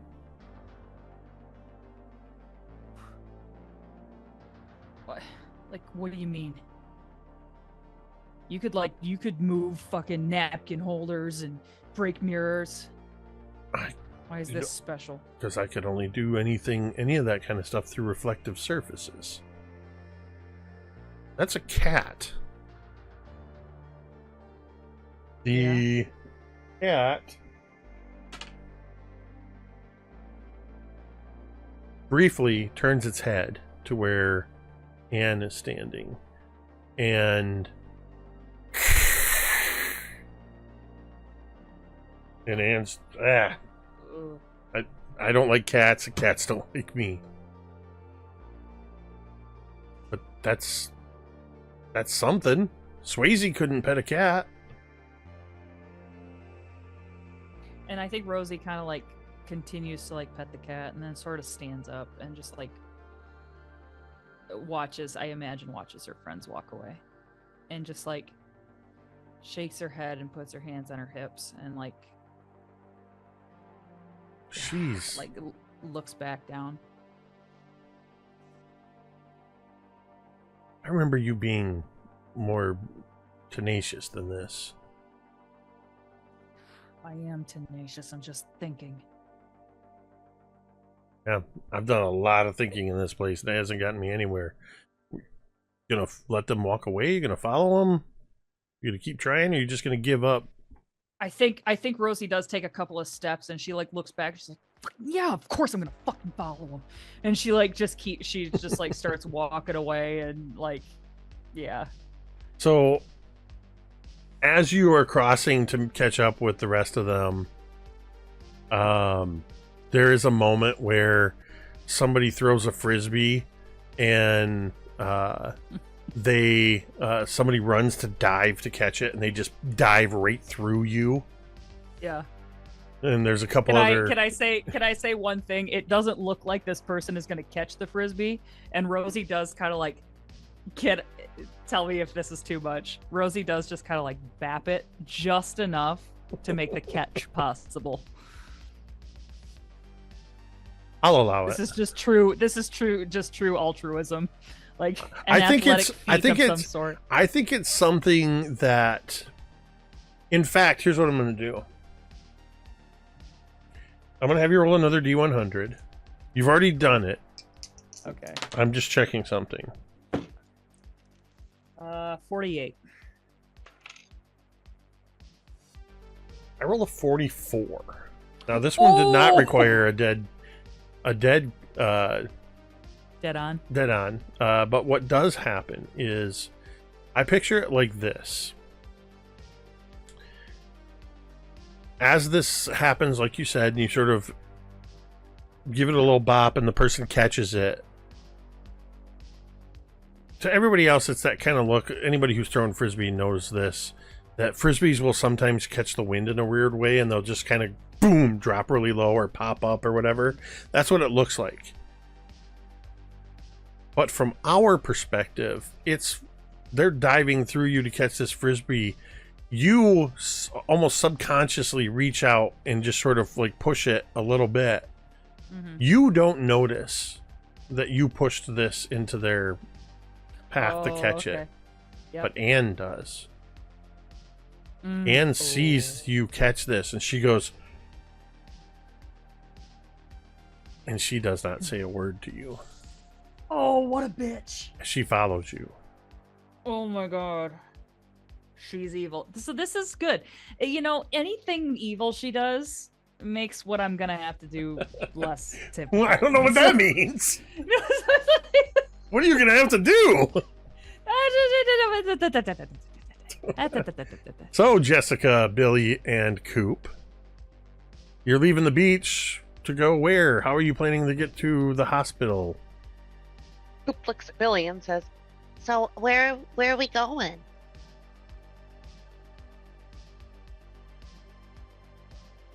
You can't get out of your leadership role that easily, sir. So I turned back to Jess. I think your car would be here, isn't it? You who always drove? Yeah. Jess would try and reach back into her now new memory. So, Jessica. Yes. There is a slight variation in your memory. She has a nicer car.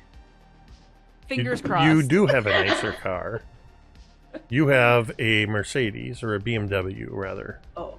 Holy Oh. God In damn. fact, it's the your same. Rich dad It's the same stepped in. BMW that we saw your dad arrive before when he was talking to you about Becky. Maybe he's dead. The reason you have this BMW is it was given to you as a Sweet 16 present, but it was also because he was trying to placate you, because at this point he has married Becky. Ugh. Ew. I think Jessica would she would say that aloud as she's like thinking about the memory, like in front of Billy. She just like thinks and she's like, ew. Yeah, I have a car. And fun fact, let me make sure I'm accurate on this. Wait. Well, Jake makes sure he's accurate. Check us out on redbubble.com. At redbubble.com, we got all kinds of great logos, like the one I'm wearing, the one Tamiko's wearing, and all kinds of other great stuff. You can get them for your fantasy games or for this Cool Kids on Bikes game. There's almost always a deal on redbubble.com, especially if it's your first time. So check us out. Redbubble.com. Just search Mini Terrain Domain. It didn't take me that long to figure out what I needed to figure out, which was just Thank you for waiting for me. verifying that Jessica's name was 7 letters. In Michigan, the fucking vanity plate. in Michigan, you can have up to 7 characters on a vanity plate. And your license plate says Jessica. Although I believe in 1985, I believe we still had to have front license plates as well. That's a good question. I wasn't born. I'm gonna say even if not, they still you still have it still says Jessica. You gotta have some weight to get Jessica on your freaking plate. Like that's So yeah, you have a a nice 1985. It's probably not brand new. It's probably like the 1984 model, but BMW. So yeah, you have a car. Wow. Get in, bitches. We're going to the hospital. Didn't the witches tell us basically though that she's not at the hospital? They did. Just making sure.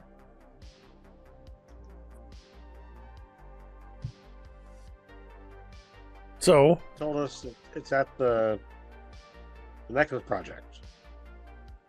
Yeah. So we don't technically have to drive to the hospital, but just across town. What is closer, Jessica's house or the cherry orchard?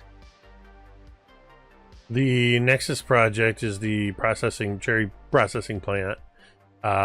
Is closer. Jessica's is on the way. Jessica lives at the Starlight Mobile Park. It's kind of wild that she lives in a mobile park and has a Mercedes. Yep. It's kind of Yeah. Yeah, your dad gave you a car. He didn't do anything for your mom and your living situation. No college fund. Yeah. No. Oh yeah, you can probably go to college if you come out to California and stay with him and Becky. Oh my god, just dangling the carrot. What a dick.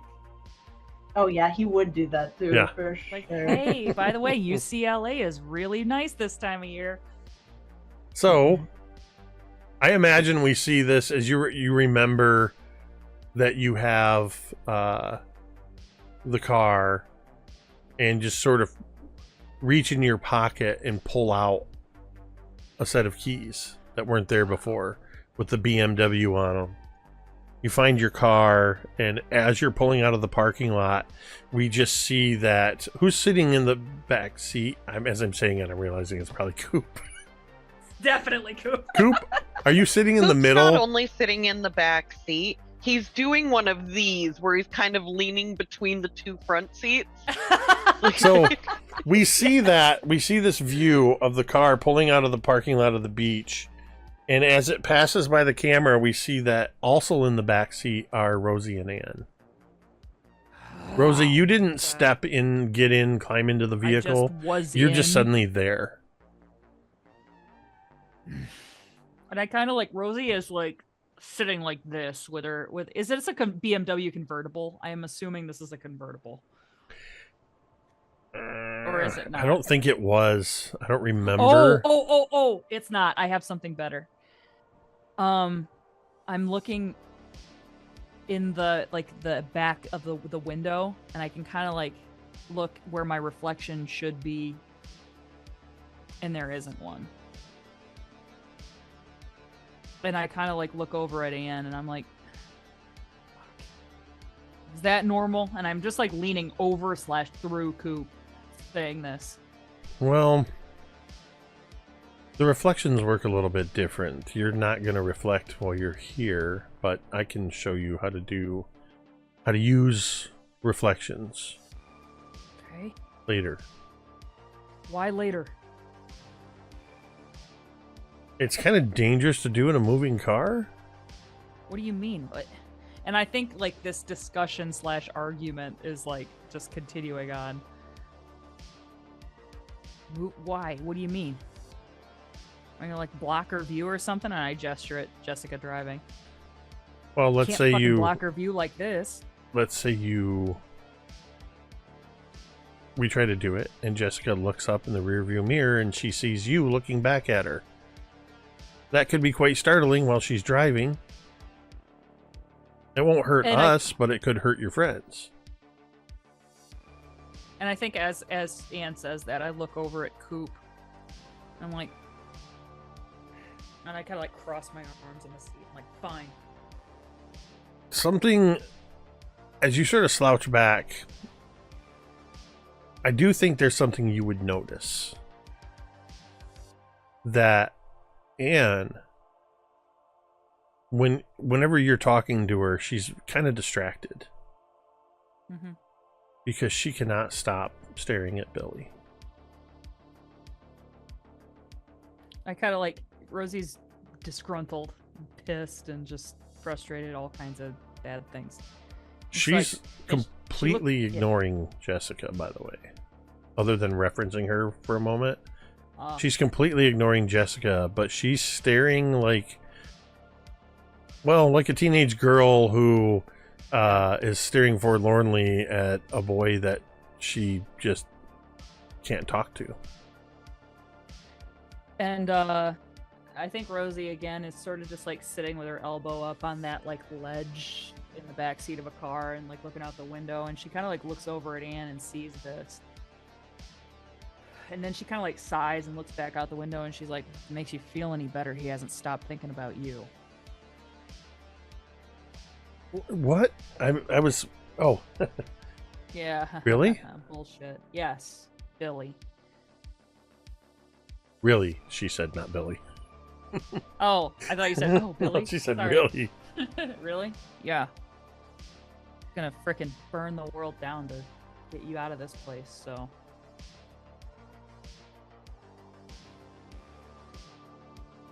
When you say that, she turns and she focuses. She's just kind of leaning forward, almost like I'm picturing that you are behind Billy, she's behind Jessica driving, and she's kind of leaning forward, like she's almost like she's leaning against the back of Jessica's seat, but so she can see around Coop, and she's just staring at Billy.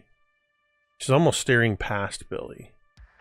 Billy, make me a brains check, please.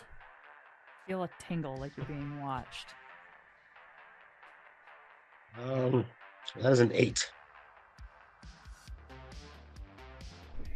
Billy, as the car is pulling out and driving down the road, you're sitting in the passenger seat, and you glance in the side view mirror on the passenger side, and you see your reflection, and you see Coop kind of leaning just over your shoulder, and you swear you see Anne right behind Coop in the back seat. I do a double take and quick turn around and look behind me. You look back and there's nobody there but Coop. You're suddenly almost face to face with Coop, who's leaning forward in the seat, and even looking around him. Hi.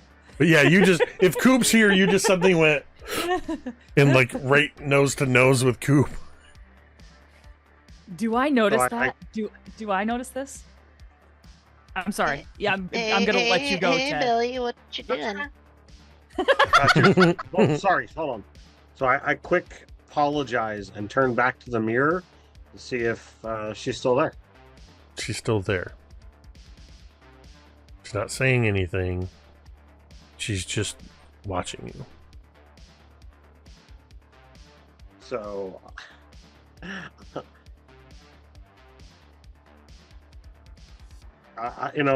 trying to, I guess, be a little subtle. I don't know how close Jess is paying attention to the road versus the nonsense that I'm doing. I'll like hold up a hand to wave. See if it's actually communication here, or if it's just in that case, Rosie, you immediate American Sign Language. In that case, Rosie, you absolutely notice that as Anne is kind of peering past, and you realize she's looking in the mirror, and you see what Billy's doing.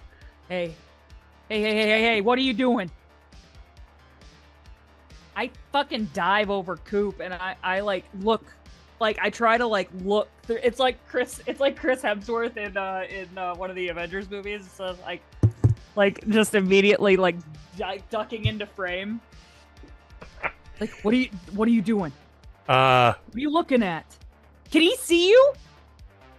Billy, for just a moment, you see Anne sort of shoved out of the way, and the image isn't very clear, but you swear you just see Rosie in the back seat, just for a split second. Billy, oh my God, Billy! And I'm waving like big. I'm trying to like make signals, like I'm trying to get his attention.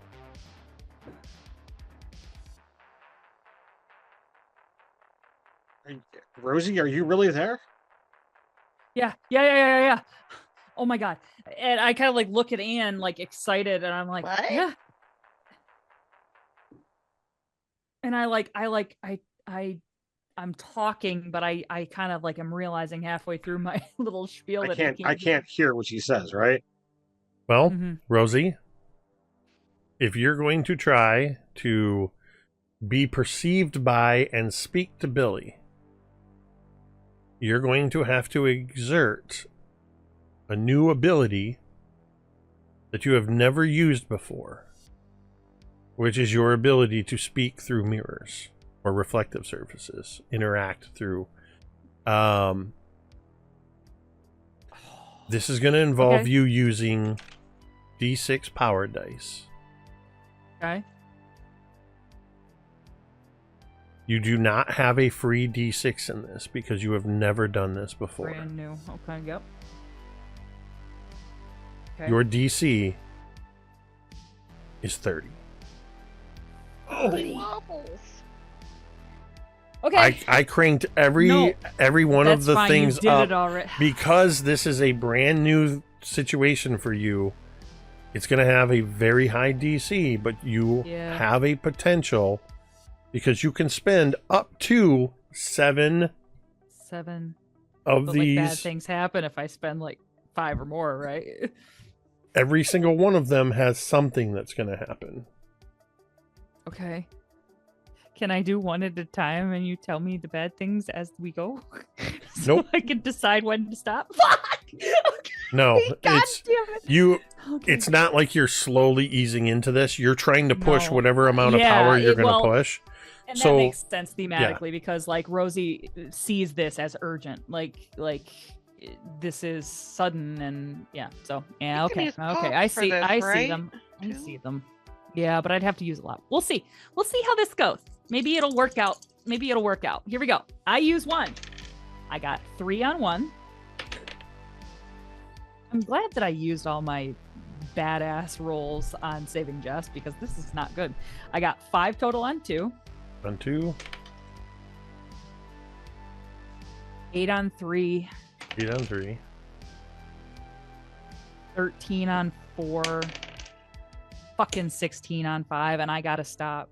16 on 5. One more. Fucking. Oh, I exploded. 22. 22 on 5. Or on 6. Yeah, still 20 5.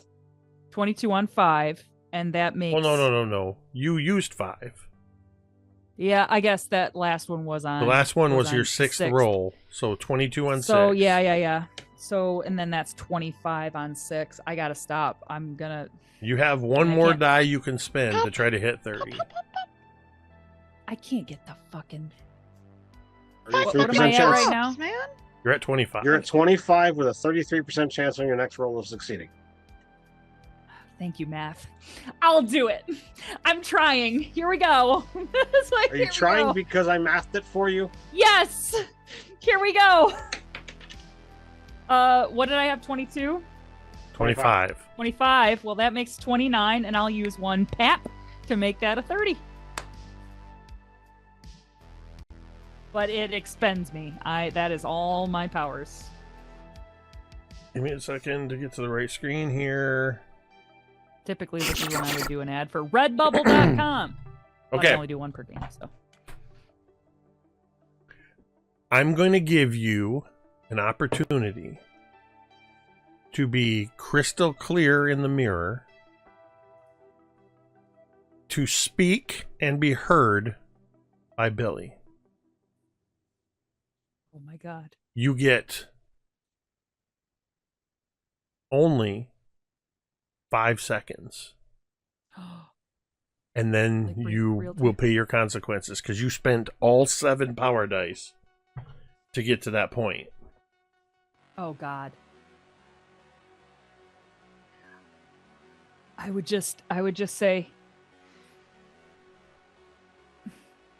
Billy, I'm here. I'm half alive. Tell Coop to listen. And that's probably all I get out. And then, Billy, you see Rosie. You see Rosie crystal clear. You hear her voice. In fact, I'm gonna need Coop and Jessica to make grit checks. Because she hit the DC and used all of her dice, all of you hear Rosie's voice come through the mirror. Jessica, you are making a grit check to determine how badly you swerve. And Coop, just to see Right. to what degree you react to it. Oh god, Oak does not need any more tragic car wrecks in his life. Just throw that Okay. out there. Jess, I think it's more like just a bit of a shocked swerve, and you didn't see it. You just sort of heard it from the right side of the car.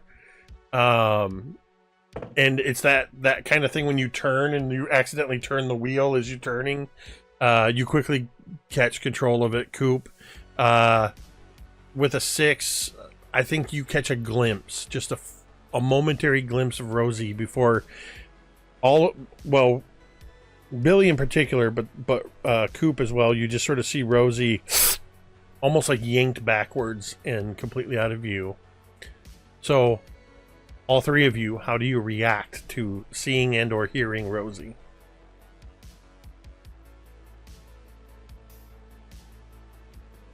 I would What the respond, shit? How do we help you? Holy noodles! That was Rosie? Rosie's in the car with us. Pretty sure she can hear us.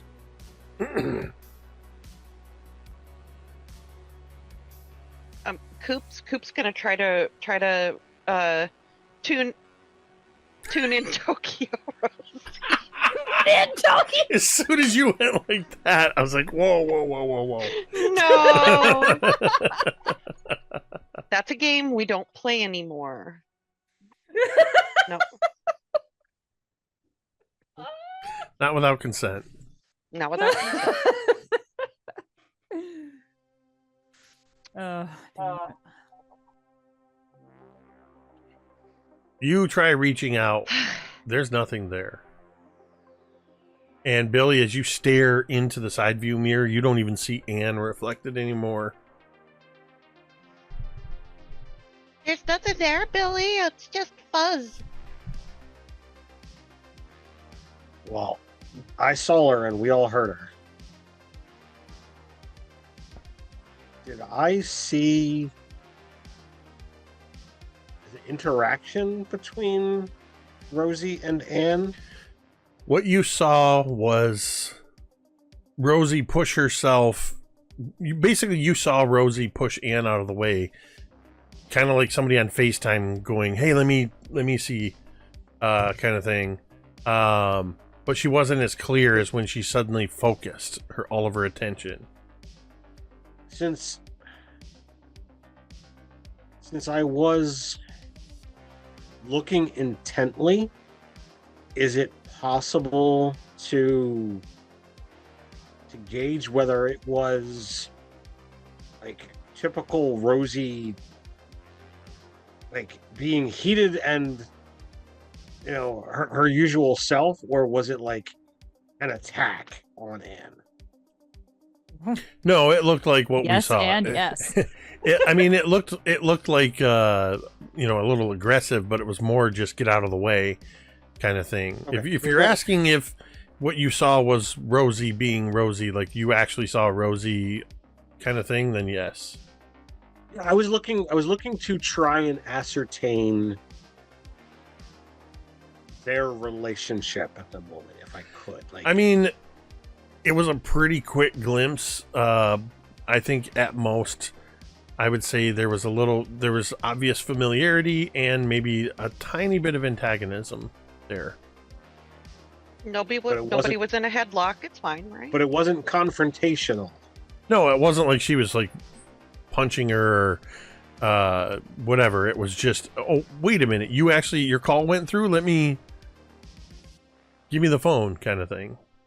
So I think for a moment, Billy, like, mentally hems and haws. And then he'll blurt out, Anne is with her. Oh, I think immediately you see Jessica's like white knuckle the steering wheel. I just picture, and you don't have to do this, but I just picture a view from outside of the BMW just going, coming to a complete, like, Jessica just hits the brakes, like, what? Yeah. But yeah, white knuckled on the steering wheel. I think she speeds up, actually, instead of stopping. I think she actually, like, puts her foot on the accelerator to drive even faster to where they're going. We gotta get her out, Like wherever. I know exactly where she is. As you say, I know exactly where she is.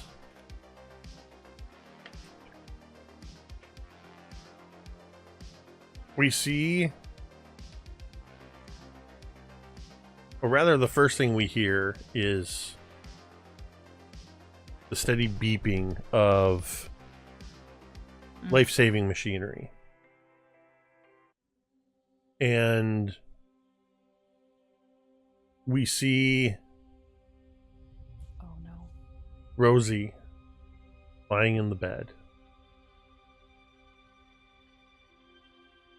And she's hooked up to all kinds of tubes and wires and machines.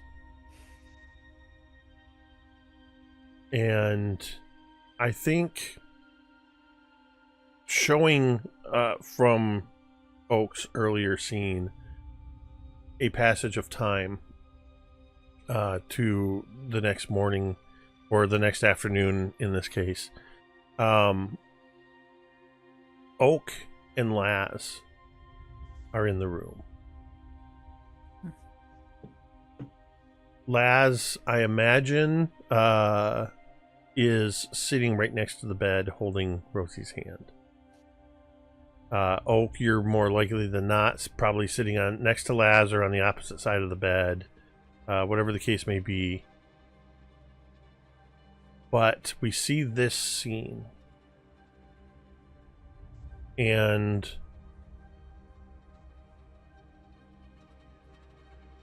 the camera is sort of looking down at Rosie in the bed with Oak and Laz there. And we see it in sort of a wide shot to where we can see that they're the only ones in there. But as the camera sort of settles down to a normal viewpoint, we see that Rosie is standing in the room as well, looking on this scene.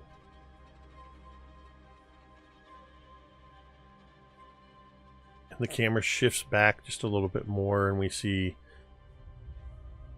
another person next to you, Rosie. And this person says,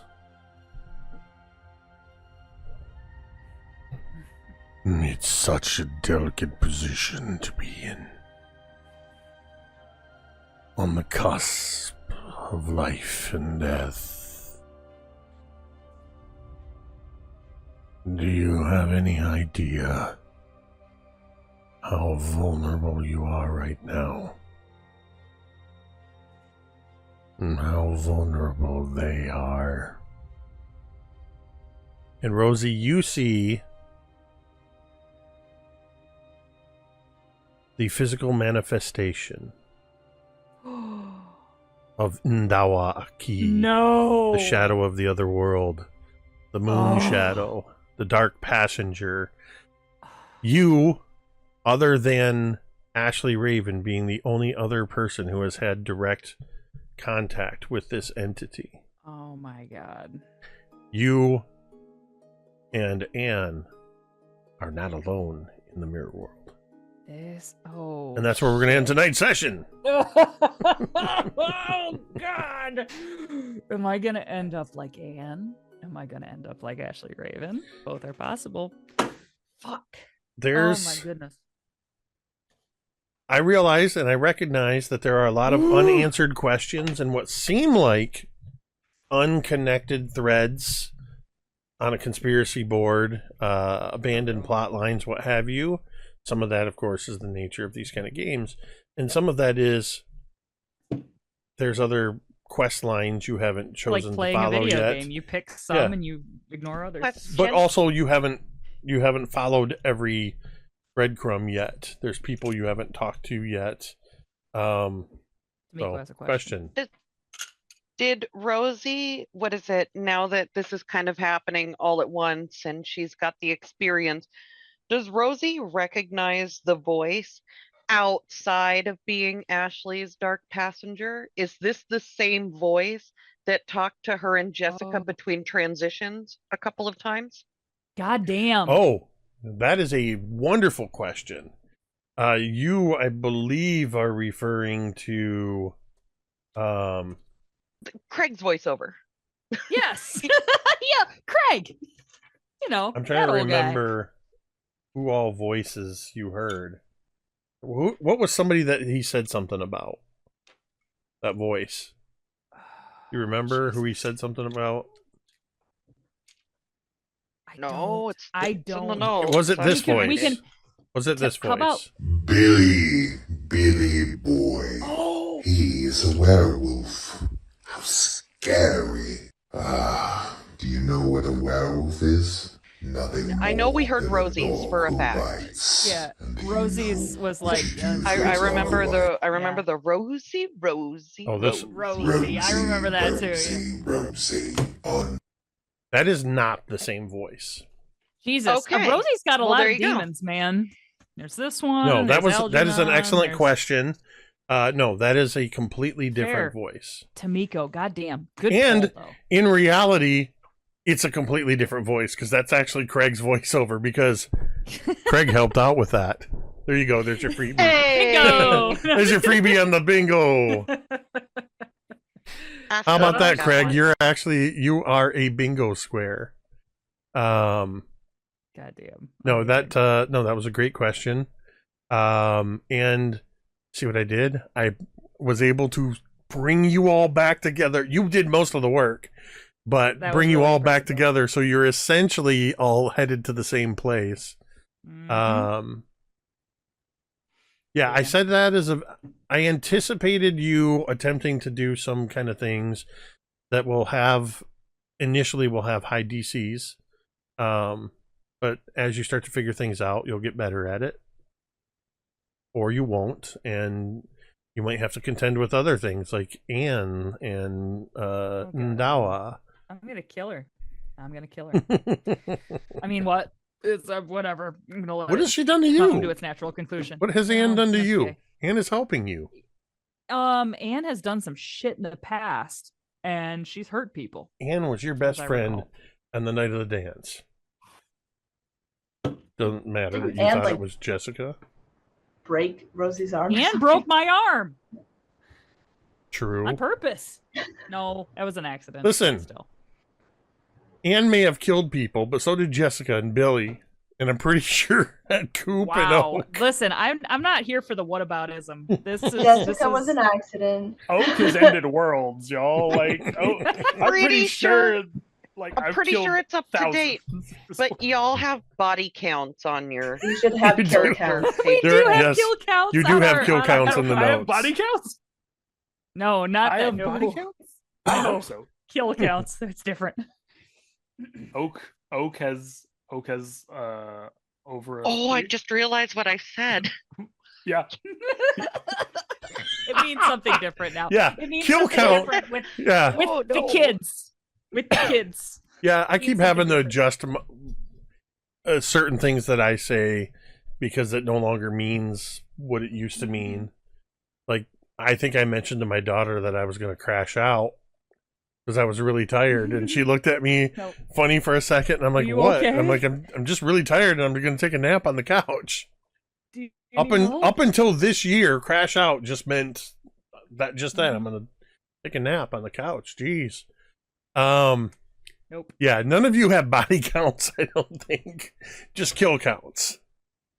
Oak, I think, is the one who's most likely to end up like Chopper in the Star Wars universe with like Chopper's got a kill count in the tens, if not hundreds of thousands. Mhm. There's a lovely scene that I remember from Rebels where that Star Destroyer gets in completely He eviscerated basically with takes out one beam. He takes out the entire crew of a Star Destroyer. So, Yeah. I digress. Remarkable. Hey, we ended this What? session with you all back in Paradise, Michigan in Yay, 1985. Welcome I to do love- Paradise, Michigan. I do love and appreciate that when the iteration change happens, there's a little bit of Ted sort of leaking through on the Billies. Oh, God damn it. Son of a bitch, I think was what you said. The iteration bleed just fuck. I love that the session called Stranger Than Paradise ended with all of us back in paradise. Yeah. So, Stranger Than Paradise is a 1984 Jim Jarmusch film. Oh my god. The film itself, the content of the film has nothing to do with the episode. It was just a lot of times for these episode titles, I pull song titles or lyrics or movie titles from the time period, and it had Paradise in it, so I had to put it in there. There you go. And I didn't know for sure what you guys were going to do or go. I knew what I wanted For real, to kind for of real. corral you towards, but I'm not putting up rails. I'm putting up guideposts, and sometimes you completely ignore them, which is totally fine. So, yeah. Amazing. So with that, a huge thank you to everybody who popped in with the subs and bits and all that good stuff. Always appreciate that. Thank you to everybody hanging out in chat, as always. And if you're somebody lurking quietly in the background, or maybe you're watching with us on VOD later, thank you, and know that we appreciate you and hope that you are enjoying this show. And, of course, a huge thank you to these amazing players continuing to bring it with this story, as we're well past the apex and sort of in the we still have a ways to go, but we're on the side of the story where we're starting to see where do all these conspiracy threads lead, and what ties things together, and what matters, and who's going to kill who, and what have you. So thank you, all of you, as always, Chad, Tamiko, Carrie, Ted, M, and though he was not with us tonight, he was with us in spirit, Jeremy, without whom this would just be me talking to myself for a couple hours. With that, we're going to go ahead and end the stream the same way we end every stream. You can say it with me if you want. Everybody's going to die. I'm in danger.